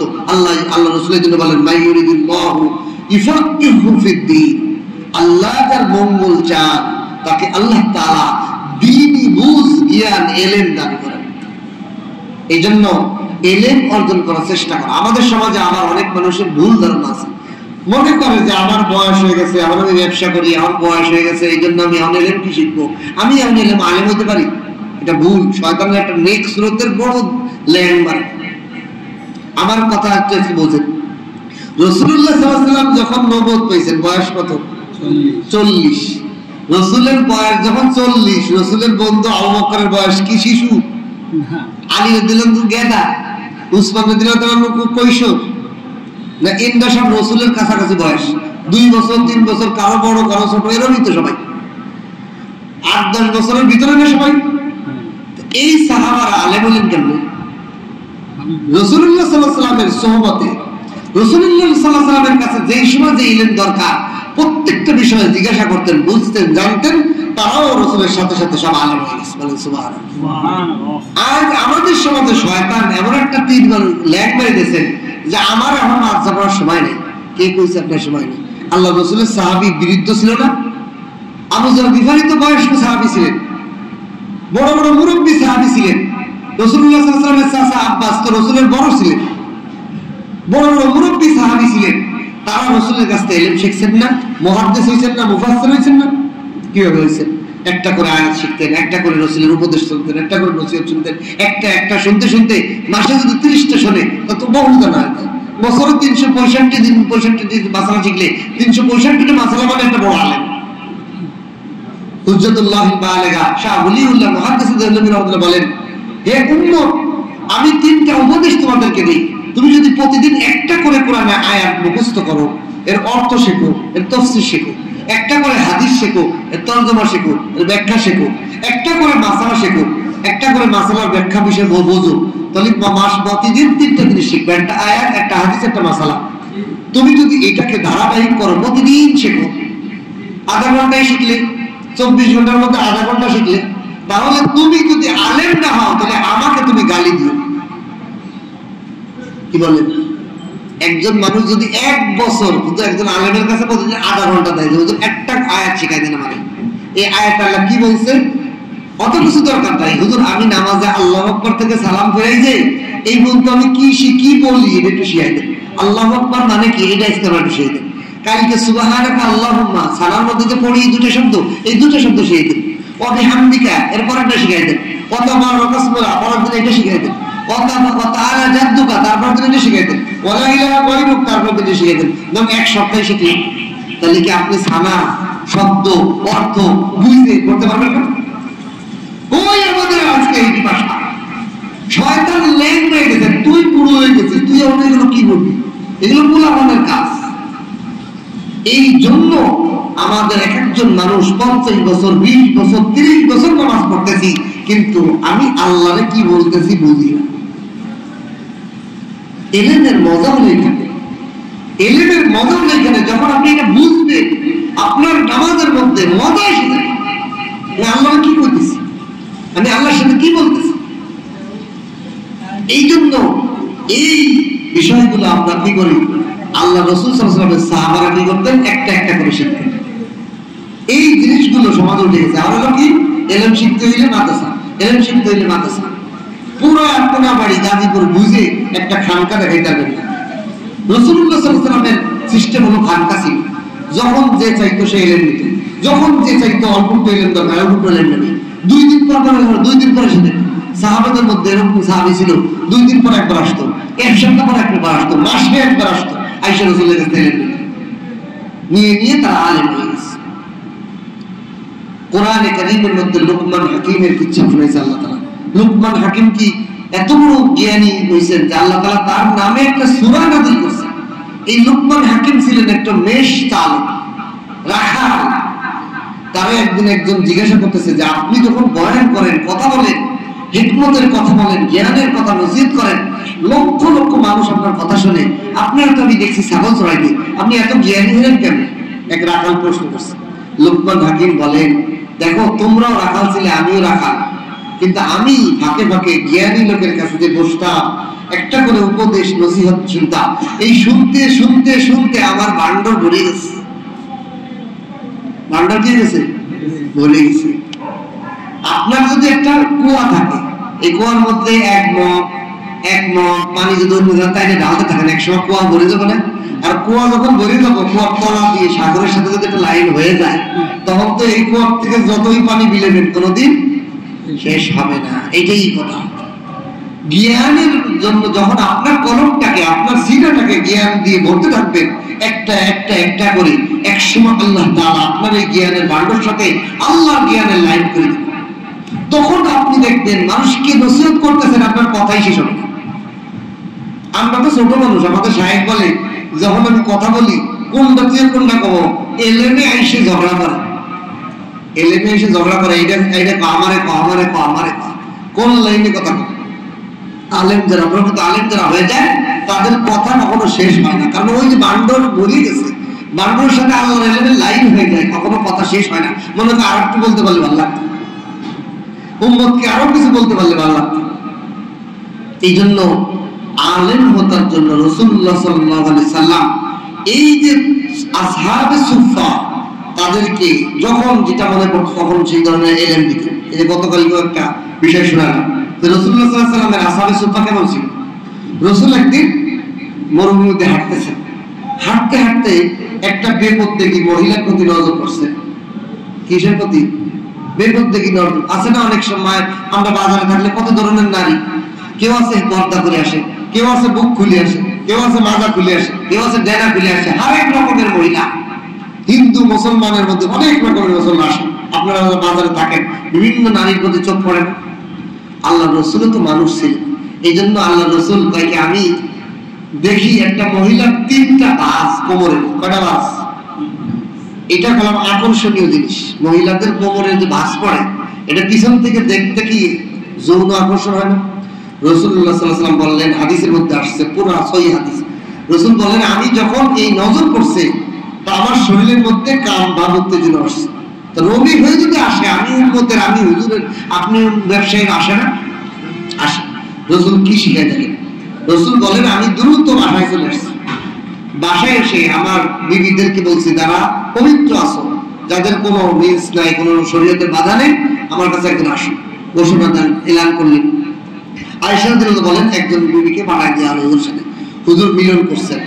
মিলন করার পর হুজুরের জন্য আমরা পানির ব্যবস্থা করছি। হুজুর গোসল করছেন, ফরজ গোসল করছেন। গোসল করে মসজিদের মেম্বার উঠছেন। ওইটা বলতে, ইয়া আসহাবানা, হে আমার সাহাবারা, তোমরাও যেন মানুষ, আমিও মানুষ, তোমাদেরও যেন নজর পড়ে, আমারও নজর পড়ে। তোমাদেরও কোনো নারীর প্রতি যেন উত্তেজনা, কোন দৃষ্টি পড়লে নজরে উত্তেজনা ওঠে, এই উত্তেজনা তোমরা জেনা বা বিচারের মধ্যে খরচ করবা না। তোমাদের হালাল বিবি ঘরে যেয়ে এটাকে খরচ করে ফেলো। এই যে রাসূল শিখাইলেন না, সাহাবাদেরকে বিষয়টা বলে দিলেন, সাহাবারা ওই মজলিস থেকে শিখল। এইভাবেই রাসূলুল্লাহ সাল্লাল্লাহু আলাইহি ওয়াসাল্লামের যে খানকা ছিল, সর্বদা ইলম বিতরণ থাকতো, ওহী নাযিল হতো, আয়েশা রাসূল বলতেন। আজ আমাদের এই ধরনের আওয়ামের জন্য ইলম বিচারের জন্য আর কোনো কিছু জায়গা নেই। একটা মাদ্রাসায় আপনি ভর্তি হতে যাবেন, আপনাকে ভর্তি করবে, আপনার সময় আছে। আপনি একজন দোকানদার, ব্যবসায়ী, আপনি একটা মুরব্বী হয়ে গেছেন, আপনি ছোট বাচ্চাদের সাথে পড়াইতে গেলে কি কষ্ট, এটা আমি বুঝেছি। আমি যখন এসএসসি পরীক্ষা দিয়ে একটা যুবক, পরিপূর্ণ যুবক, আমি যখন মাদ্রাসায় ভর্তি হয়েছি, আমার সাথে পিসি পিসি গুলো আমাদের ভর্তি দিয়েছে। এখন আমি যদি আলহামদুলিল্লাহ রাব্বিল আলামিন, ওরা আমার ঠোঁট ধরে টানে, আমি কি পারেন না, কি পড়েন, তখন আমার বুকটা ফাটি যেত। আরে বেটা, আমি মানে অহংকার তো বিচার হয়েছে না, যে আমি একজন জেনারেল শিক্ষিত, এসএসসি পরীক্ষা দিয়েছি মাদ্রাসায়, আমার তো এরকম ঠোঁট ধরে টানিস। কিন্তু তারপরও নফসের টাইপ দিছি না, তুই আইসিস কোরআন শিখতেই হবে। আমি কোরআন শিখতেই হবো, আমার কোরআন অর্জন করতেই হবো। আমি নিজেকে দমাই, আমি বলছি, নিজের নফসরে বলছি, তুই কি না, তুই কোরআন পারিস না, তুই পুলা মানে সর্বযুক্ত, তুই আল্লাহর কালামটা পড়তে পারিস না শুদ্ধ করে, তুই কিসের, তুই কি না, তোর কিসের অপমান, তোর কোনো অপমান নাই, তোর বলে আরো বড় শাস্তি হওয়া দরকার। নিজেকে নিজে মাথা মিটাই দিয়ে কোরআন শিখছি। এটা কঠিন একটা বিষয়, কিন্তু এটা আপনারা এখন পারবেন না। অনেকের জন্য কঠিন হবে, কিন্তু আপনাদের জন্য সহজ রাস্তা আছে। আমরা আলেমরা আছি, মসজিদে চিপায়, মসজিদের রুমের মধ্যে, হুজুর আমি এই টাইমে একটু পড়তে চাই, আমি একটু কোরআনটা শিখতে চাই, আমি একটু প্রতিদিন একটা করে সূরা শিখতে চাই, আমি প্রতিদিন একটা করে আমি নামাজের দোয়াগুলোর অর্থ শিখতে চাই। কয়েকদিন লাগে শিখি, কিন্তু আফসোস আমরা সময় দিতে পারি না। চোখ বুঝে গেলেই, কবরে গেলে যদি জিগায় কোরআনটা পড়ে আসো নাই কেন, কি জবাব দেব, কি জবাব দেবেন? আমি আল্লাহ তাআলা বলবে, সারা দুনিয়া সব বুঝলাম, আমি যে তোমাদেরকে কোরআন দিয়েছিলাম, আমার নবী যে হাদিস দিয়েছিল, এইটা বোঝার লেগে একটু ফিকির করো না। এই বাজারের মধ্যে কত দোকানদার মাসে 1 লাখ টাকা, 2 লাখ টাকা, 5 লাখ টাকা কামানোওয়ালা, কত বুদ্ধিমান ব্যবসায়ী আছে। আল্লাহ বলেন, কত বুদ্ধি কামাইছো, একটু কোরআনের তাফসীরে, একটু ইসলামী মজলিসে তুমি বসতে পারলে না, তুমি কপাল পোড়া, তুমি কপাল পোড়া। তুমি আমার কালামটা নিজেও পড়লে না, নিজে যে পড়াইলো, আলেমটা বললো, সেটাও তুমি গ্রহণ করতে পারলে না। মাসে, সপ্তাহে একদিন আল্লাহ কোরআনের 3-4টা আয়াত আলেমটা বয়ান করে, তোমাদেরকে বুঝায়, তোমরা সময় পাও না, দুনিয়াদারি করো, এই এক সপ্তাহে বসো, কোরআনের কথাটা শোনো, আল্লাহ কি কইল আমাকে, কি কইল আমাকে। আমার উস্তাদ ফরিদউদ্দিন আল মুবারক দামাত বরকাতুহু আলা সুন্দর উদাহরণ দিয়ে বুঝায়। কয়, বাবা বিদেশে গেছে। কোথায় গেছে? বিদেশে। আর বিদেশে যাওয়ার পর ধরেন যেই দিন গেছে, ওই দিন ওই ছেলেটা গর্বে আসছে তার মায়ের। বিদেশে যাওয়ার আগে বাবা যে মিলন করছে, প্রথমে কনসেপ্ট হচ্ছে, কিন্তু বাবা তো বিদেশে চলে গেছে। 25 বছর পরে বাবা দেশে ফিরবে। ওই সময় মোবাইলের যুগ ছিল না যে ভিডিও কলে বাবারে দেখা যায়। বাবার কোনো স্মৃতি নাই, বাবাকে ছেলে চেনে না, ছেলে বাবাকে চেনে না, বাবাও ছেলেকে চেনে না, ছেলেও বাবারে চেনে না। প্রথম মোলাকাত হবে। এখন বাবা, মা বলে, বাবা তো চিঠি দিয়েছে অমুক তারিখ অমুক দিন রাত 3টের সময় বাংলাদেশ শাহজালাল এয়ারপোর্টে তোমার আব্বু নামবে, তুমি এখন তাগড়া যুবক, 25 বছরের যুবক, তোমার বাবাকে ইস্তেকবাল করতে, তার ব্যাটিং বুঝতে আনতে তুমি এখন সবচেয়ে বড় অধিকার, তোমার আগে যাইতে হবে। ছেলেকে, অবশ্যই আমার বাবাকে তো আমি ইস্তেকবাল করব, কিন্তু মা, আমি তো আমার বাবারে চিনবো না, বাবা আমারে চিনবো না, কে লাগবো? একজন চেনে নেওয়ালা, পরিচয় করে দেওয়ালা একটা লোক লাগবো। মা কয়, কোনো চিন্তা করিও না, তোমার বড় কাকা, তোমার জ্যাঠা তোমার যে বড় বাবার বড় ভাই সে আছে, ওই চাচাকে নিয়ে তুমি এয়ারপোর্টে যাইও। সে তো তার ভাইরে চেনে, সে তোমার ভাই, তোমার বাবা তার ভাইরে চিনবো। চাচারে নিয়ে বাকি জায়গায় গেছে, এয়ারপোর্টে গেছে, শাহজালাল এয়ারপোর্টে যাওয়ার পর এখন রাত 3টের সময় আসবো। চাচা হলো মুরব্বী, বয়স হয়ে গেছে, বোঝেন নাই? যার ছোট ভাই ছেলে যদি 25 বছর হয় তাহলে বড় ভাই বয়স থেকে বড়ই হবো, সাদা দাঁড়িয়ে যে মুরব্বীর মতো। কয় বাকি যা, তোর বাবা তো 3টার সময় নামবো, আমি বৃদ্ধ মানুষ, আমি একটু ঘুমাই থাই, তুই ডাক দিস 3টে বাজলে আমার জাগাই দিস। আমি মুরব্বী মানুষ, আমি একটু ঘুমাই, তুই তো যুবক মানুষ, রাত জাগলে তোর শরীরে কোনো প্রভাব পড়বো না, তুই জেগে থাক, আমি একটু ঘুমাই এই সিটের মধ্যে। সিটের মধ্যে চাচা কাছে ঘুমাই। এখন এই বাতিজা বসে রয়েছে, হাঁটাহাঁটি করতেছে, হাঁটাহাঁটি করতেছে। 3টে বাজে গেছে, এয়ারপোর্টে ল্যান্ড হয়ে গেছে, বাবা নামে গেছে। বাবার তো ছেলে ছেলে না, ছেলেরে বাবা ছেলে না। এখন এই বাবা বেডিং নিয়ে এয়ারপোর্টের এখানে আসছে, কিন্তু এয়ারপোর্টে যেখানে নামবে ওখান থেকে টলি দিয়ে পর্যন্ত নিয়ে যায়, ওর পরে তো আর নিয়ে যায় না, কিন্তু গাড়ি তো আরো দূরে। তখন এই বেডিং বক্সটা নিয়ে অত দূর যাওয়া তো একা সম্ভব না। এই যুবককে ওই তার নিজের আপন বাবাই ছেড়ে না তো, আর বুবো ছেড়ে না। এ যুবক, তুমি তো আমার পুলার মতো বয়সী, একটু দয়া করে গ্রামের মুসলিম হিসেবে আমার এই ব্যাগগুলো ওই গাড়ি পর্যন্ত একটু আগায় দাও। যুবক তো তেড়া, এই বুড়া খাইয়ে কাজ নেই আমার, আমি আমার আব্বার ব্যাটিং কেনার জন্য রেডি হয়ে রয়েছি, তোমার ব্যাটিং আমি কিনলে টানবো, তুমি বুড়া তুমি নিজের নিয়ে যাও। চিল্লাই যখন উঠছে, চাচা মুরব্বী এক চিল্লনে গম ভেঙে গেছে। চাচা দাঁড়ায় দেখে বাবার পুত্র না চিনার কারণে একজন আর একজনকে ধমকায়। মুরব্বী বুঝাই, বাবা তুমি তোমার ছেলের মতো ধমকাও কেন, না পারলে না বলবা, তুমি একটু দয়া করে একটু আগায় দাও না। আর ও কয় কিল্লি আমি পারবো না, আপনি পারবো না, আর বলে দেখেন, চিল্লাই গেছে। চাচা দূর থেকে ডাক দিয়ে বলে, ও বাতিজা আব্দুল্লাহ, কার সাথে তুই ঝগড়া করতেছিস? এটাই তো আমার ছোট ভাই আব্দুল করিম রে, তোর বাপ। না চিনার কারণে বাপরে এতক্ষণ সেই ছেলেটা ধমকাইতেছিল, তার মাথার মধ্যে আসমান গুলো কেমন গুলো ভাঙিয়ে পড়লো। এখন শুধু বাপের ব্যাগ নয়, বরং বাপরে এই জন্য ঘাড়ে উঠাইতে পারলে বাসে। পায়ের মধ্যে জড়ায় জড়া বলে, বাহ 25 বছর বয়স হয়ে গেছে, বাপরে না চিনার কারণে আমি বাপের সাথে খারাপ ব্যবহার করে ফেলেছি। আল্লাহ তাআলা কোরআনে কারীমের মধ্যে বলেন, ও দুনিয়ার মানুষ, আল্লাহকে না চিনার কারণে, আল্লাহর পথ চিনার না কারণে মানুষ ভুল ভ্রান্ত করে ফেলে। এই জন্য আল্লাহ তাআলা যুগে যুগে নবী পাঠাইছেন আল্লাহর রাস্তা চিনানোর জন্য, আল্লাহকে চিনার জন্য। নবীরা বন্ধ হয়ে গেছে, কিয়ামত পর্যন্ত আমি আলেম ওলামা বানাইছি, কোরআন দিয়ে হাদিস দিয়ে তারা আল্লাহর পথ চিনাইব। কি চিনাইব? আল্লাহর রাস্তা চিনাইব। কোনটা তুই করতেছিস? তুই তো না যাই নিয়ে দুনিয়ার টাকার পিছনে দৌড়াইতেছিস, দুনিয়া দুনিয়া করে জীবন শেষ করে দিতেছিস।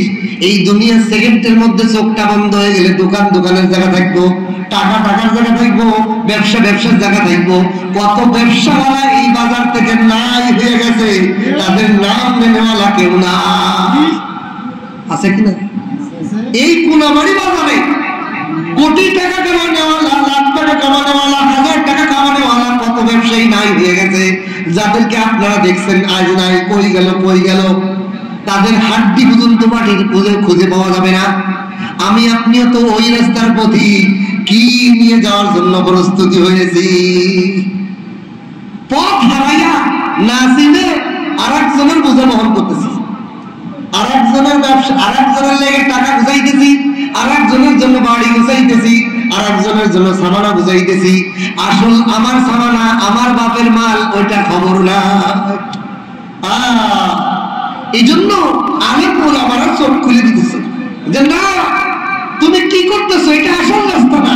আসল রাস্তা হলো আল্লাহর রাস্তা। আল্লাহকে অর্জন করো। এই দুনিয়া একদিন না খাইলেও দিন যায়, 2 দিন খাইলে পেট ভরে খাইলেও দিন যায়। যে গরিব, যার একটা জমি নেই, ঘর নেই, বাড়ি নেই, রাস্তার মধ্যে ঘুমায়, তারও তো জীবন যায়, তোমারও জীবন যায়। তুমি রোজ খাইলেও জীবন যাইব, পান্তা ভাত খাইলেও জীবন যাইব, কিন্তু তোমার আর আমার সবার জীবন একরকম গেলে হবে না। আল্লাহর সন্তুষ্ট না নিয়ে গেলে খবর আছে। আল্লাহ সন্তুষ্ট ছাড়া কবরে গেলে আহা, কবরের দিকে তাকায় একটু ভাববেন, মাঝে মাঝে কবরের কাছে যাবেন, তাকায় দেখবেন এই লোকটার কত ক্ষমতা ছিল। আমি অনেক মুসল্লিকে নিয়ে একবার গেছি বঙ্গবন্ধুর কবর জিয়ারত করতে, আমাদের গোপালগঞ্জ রবিপাড়া। আমি যে কোথায় দেখেন এই লোকটার বিশাল একটা গম্বুজ বানাইছে কবরের উপর। কি লাভ?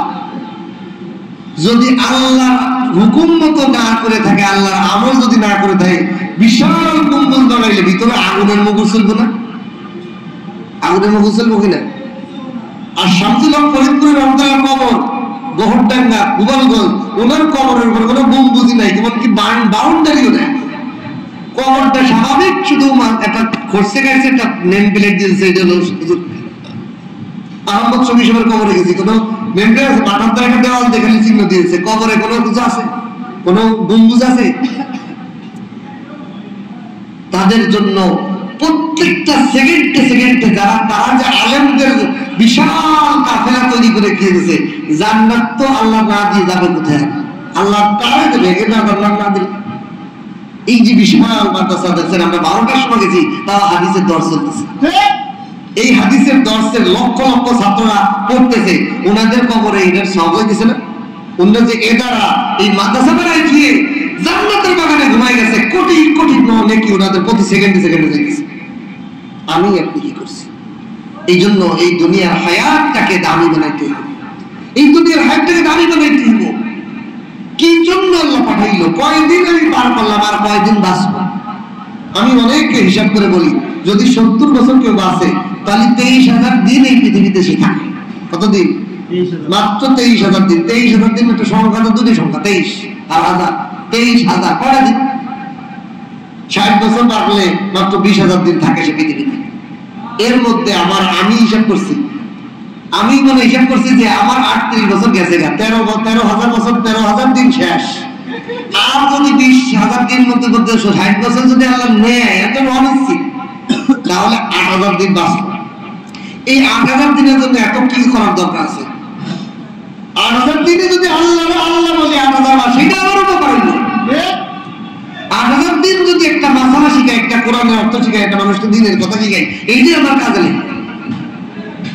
এই জন্য একটু হিসাব করবেন, তাকাবেন কি আছে আমার আমল। দুনিয়ার হায়াতে দেখেন, দুনিয়ায় যদি একজন 70 বছর বাঁচে, তা 70 বছর বাঁচার জন্য আপনি কি করেন? আপনি কি করি? একটা বাড়ি লাগবো, একটা জমি লাগবো, একটা ঘর লাগবো, একটা গাড়ি লাগবো, একটু খেত খামার লাগবো, আর একটু জমি লাগবো, কত কিছু কল্পনা করি। আচ্ছা চিন্তা করেন, এটা তো অনিশ্চিত, কালকে জীবনে ঘুমাইলে আইসে উঠবো কিনা এটার নিশ্চয়তা নাই। আল্লাহ রাসূল বলেন, যখন ঘুমাইতে যাও তখন কি দোয়া করবা? আল্লাহুম্মা বিসমিকা আমুতু ওয়া আহইয়া। বাংলায় যদি এই দোয়ার অর্থ করা হয়, তাহলে কি হবে? আয় আল্লাহ, আপনার নামে আমি মরলাম, আপনি যদি ইচ্ছা করেন তা সকালবেলা একটু বাঁচাই দিয়ে। এটা হলো বাংলা অর্থ। আমরা প্রতিদিন আল্লাহকে কি বলি? ও আল্লাহ, আপনার নামে মরে গেলাম, আপনি যদি চান সকালবেলা জীবিত করে দিয়ে। তাহলে সকালবেলা যদি চোখটা তার হলে লাশ, আর আপনারা আব্দুল করিম আব্দুল রহিম কেউ বলবে না অমুকের লাশ, অমুক আর নাই। যেই বাসার মধ্যে আপনি ভাড়া দিতেন, যেই খাটটা আপনি কষ্ট করে কিনছেন, আর কেউ ওই খাটে উঠাইব না, কবে নামা তাড়াতাড়ি, বিছানার থেকে নামা, ঘর থেকে নামা, লাশ ঘরে থাকলে অবরকত হইব। এত কষ্ট করে বাড়ি বানাইলাম, এত কষ্ট করে খাটটা আমি কিনলাম, হালাল হারাম বুঝলাম না, হালাল হারামের টাকার চিন্তা করলাম, সব কিছু ছাড়িয়ে দিয়া আমি এই খাটটা বানাইলাম। এই খাটের মধ্যে আর কেউ দুনিয়ার উঠাইতে রাজি না, ওই বাড়ির ঘরের মধ্যে, রুমের মধ্যে রাখতে আর কেউ রাজি না। সবাই আমাকে ঘর থেকে বাড়ি দ্রুত বাঁশ কাঠ, কেউ কাফনের কাপড় কাটতে যা, কেউ গরম পানিতে তাড়াতাড়ি গোসল করে দাফন করার ব্যবস্থা। কল্পনা করে দেখেন, সব মিথ্যা, কেউ আপন দেখি না, দুই চোখ বুঝলে কেউ আপন না, কেউ আপন না আমার আল্লাহ ছাড়া, কেউ আপন না আল্লাহ ছাড়া। চোখটা বুঝে একটু কল্পনা করবেন, সাদা কাপড়ের মনে মনে করে দেখেন যে কেউ আমার সাথে কবরে থাকে না, সবাই লাগতে উঠে আসে। কলিজার টুকরা মার দাফনও করে আসছি, কলিজার টুকরা বাবার লাশ তো রাখছি, কেউ সাথে তো আমি যাইলাম না, আমার সাথেও কেউ যাইব না, সব একা একা যাইতে। ওই কবরের পথে আমি একা। বাসায় যদি কেউ না থাকে, বন্ধুরে বন্ধু বন্ধু আমার বাসায় বিয়ে বাচ্চা কেউ নাই, আমার সাথে রাখতে, তুমি আমার সাথে থাকো। একা একা ভয় লাগে। গ্রামের বাড়ি একা একা থাকতে ভয় লাগে, বাসার মধ্যে ফ্ল্যাটের মধ্যে একা থাকতে ভয় লাগে। বন্ধু কলিগ কাউরে না কাউরে ফোন করে আমি রাতে আমার সাথে রাখি, কিন্তু 50,000 বছর ওই কবরের মধ্যে থাকবো, কোনো বাতি নাই, কোনো বিছানা নাই, কোনো সামানা নাই, কি নিয়ে আমি ওই পথে রওনা হলাম। 70 বছর আমি জিন্দেগি পার করার জন্য কত আয়োজন, কত টাকা, কত পয়সার আয়োজন আমি করি, কিন্তু আমার মৃত্যুর পরে তো আর কোনো মৃত্যু নাই। অনন্তকালের আখিরাতের জগৎ, ওখানে আমার রিজিক কি, ওইখানে আমার আমল কি, ওইখানের জন্য আমি কি করছি? প্রতিদিন আমি একজন ব্যবসায়ী হিসেবে প্রতিদিন কত টাকা কামাইতেছি, কিন্তু প্রতিদিন আমার আখিরাতের হায়াতের জন্য কয়টা নেকির কাজ করছি, হিসাব করছি? এগুলো ভাবা, এগুলো চিন্তা করা। দুনিয়া এভাবে যাবে না, এভাবে যাবে না। কিভাবে আমার আখিরাতের হায়াতকে দামি বানাইতে পারি, এই জন্য আল্লাহ রাসূল সহজ আমল শিখাইতেছে। আপনি একজনকে ইকরামুল মুসলিমিন করবেন, একজনকে একটু লাঠিটা উঠাই দেবেন, একজনকে একটু সহযোগিতা করবেন, আপনার 12 বছর মসজিদের ঘরের মধ্যে 24 ঘন্টা ইবাদত করলে যে সওয়াব হবে, এই পরিমাণ সওয়াব আল্লাহ দান করে দিবে। এই জন্য আর সবচেয়ে বড় জ্ঞান হলো ইলম অর্জন করা। একটা জ্ঞান, একটা মাসালা শিখলে বা শিখাইলে, হাদিসের মধ্যে আছে একটা মাসালা শিখলে বা শিখাইলে 12 বছর বেরিয়া আল্লাহ পাকের সন্তুষ্টির জন্য ইবাদত বন্দী করলে যেই সওয়াব, এই পরিমাণ সওয়াব একটা কোরআনের হাদিসের জ্ঞান মাসলা মাসালা শিখলে এই পরিমাণ সওয়াব। এই জন্য ইলম শিখার জন্য সবসময় তলবে ইলম থাকা, চিন্তা রাখা যে আমি সবসময় তলবে ইলম হব। আমি প্রতিদিন ইমাম সাহেবের কাছে একটা জিনিস শিখবো, আমি প্রতিদিন হুজুরের থেকে একটা মাসালা শিখবো। আমি কারণ ইচ্ছা করে এই জন্য মাসালা বলবো মাগরিবের কথা, যাতে আমার প্রত্যেকটা মুসল্লিরে আল্লাহ তাআলা বললে ফেরেশতারা কইতে পারে এরা তো সব মুসল্লি, এরা তো সব তলবে ইলম। হুজুর প্রতিদিন একটা করে মাসালা শিখাইতো, এই মুসল্লিগুলো সব ছাত্র, আর তলবে ইলমের মৃত্যু হলো শহীদের মৃত্যু। সুবহানাল্লাহ, আল্লাহ। এই জন্য চেষ্টা করা যে আমি ইলম অর্জন করতেই হবে, আমি ইলমের ভিতরে আমাকে ঢুকাইতেই হবে। দেখেন দুনিয়ার মাল মাল মাল আপনার পাহারা দিতে হয়, আর ইলম আপনারে পাহারা দেয়। বলেন সুবহানাল্লাহ। ইলম আপনাকে কখনোই ছাড়ে না, মাল আপনাকে না ছাড়লে উপকার করতে পারে না। মাল আপনি 1 লক্ষ টাকার মালিক হয়েছেন, এটা যদি কোনো ব্যক্তির না দেন, আপনার কোনো খাবার আইব না, মাছ আইব না, গোশত আইব না, বাড়ি আইব না, গাড়ি আইব না, এটা রেখে দিলে কোনো উপকার হবে? মাল আপনাকে ছাড়লে উপকার হয়, আর ইলম আপনার সাথে থাকলে উপকার হয়। আল্লাহ। এই জন্য ইলম অর্জন করার জন্য, তলবে ইলম হওয়ার জন্য সবসময় মেহনত করা, যে আমি কিছুটা হলে প্রতিদিন কোরআন শিখবো, দোয়া শিখবো। একজন হুজুরের কাছে আমি তলবে ইলম হিসেবে আজকের থেকে জীবন গড়বো, মৃত্যু পর্যন্ত যেন আমার নাম তলবে ইলমের খাতা থাকে। এটা ভাগ্যের ব্যাপার। ওই যে বললাম দুনিয়া আলা ইন্নাদ দুনিয়া মালউনাতুন, দুনিয়া এবং দুনিয়ার যত আসবাব আছে সব অভিশপ্ত, কিন্তু ইলম এবং আলেম এটা হলো আল্লাহ তাআলার রহমত, এটা এটা অভিশপ্ত না। এই জন্য আমরা চেষ্টা করব, পারবো না ইনশাআল্লাহ। আল্লাহ তাআলা আমাদেরকে তৌফিক দান করুন। আমরা এরপরে খানা খেয়ে তারপর বাকি আরো আমল করবো ইনশাআল্লাহ। আমরা যে আলোচনাগুলো করলাম, আল্লাহ আমাকে আপনাকে সকলকে আমল করার তৌফিক দান করুন। দুনিয়া থেকে দিলকে বের করতে হবে আল্লাহর জন্য, আল্লাহ আল্লাহ জিকির করতে হবে বেশি বেশি। এই জন্য বলে যেই জিনিস বেশি মুখে জপবেন ওই জিনিস আপনার কলবের মধ্যে ঢুকবে। যেই জিনিস আপনি বলেন আল্লাহু আকবার, সুবহানাল্লাহ, আলহামদুলিল্লাহ, মাশাআল্লাহ, জাযাকাল্লাহ, কই বান্ডার মধ্যে যা আছে ওটা যদি ডাললে তো ওই বেরোয়।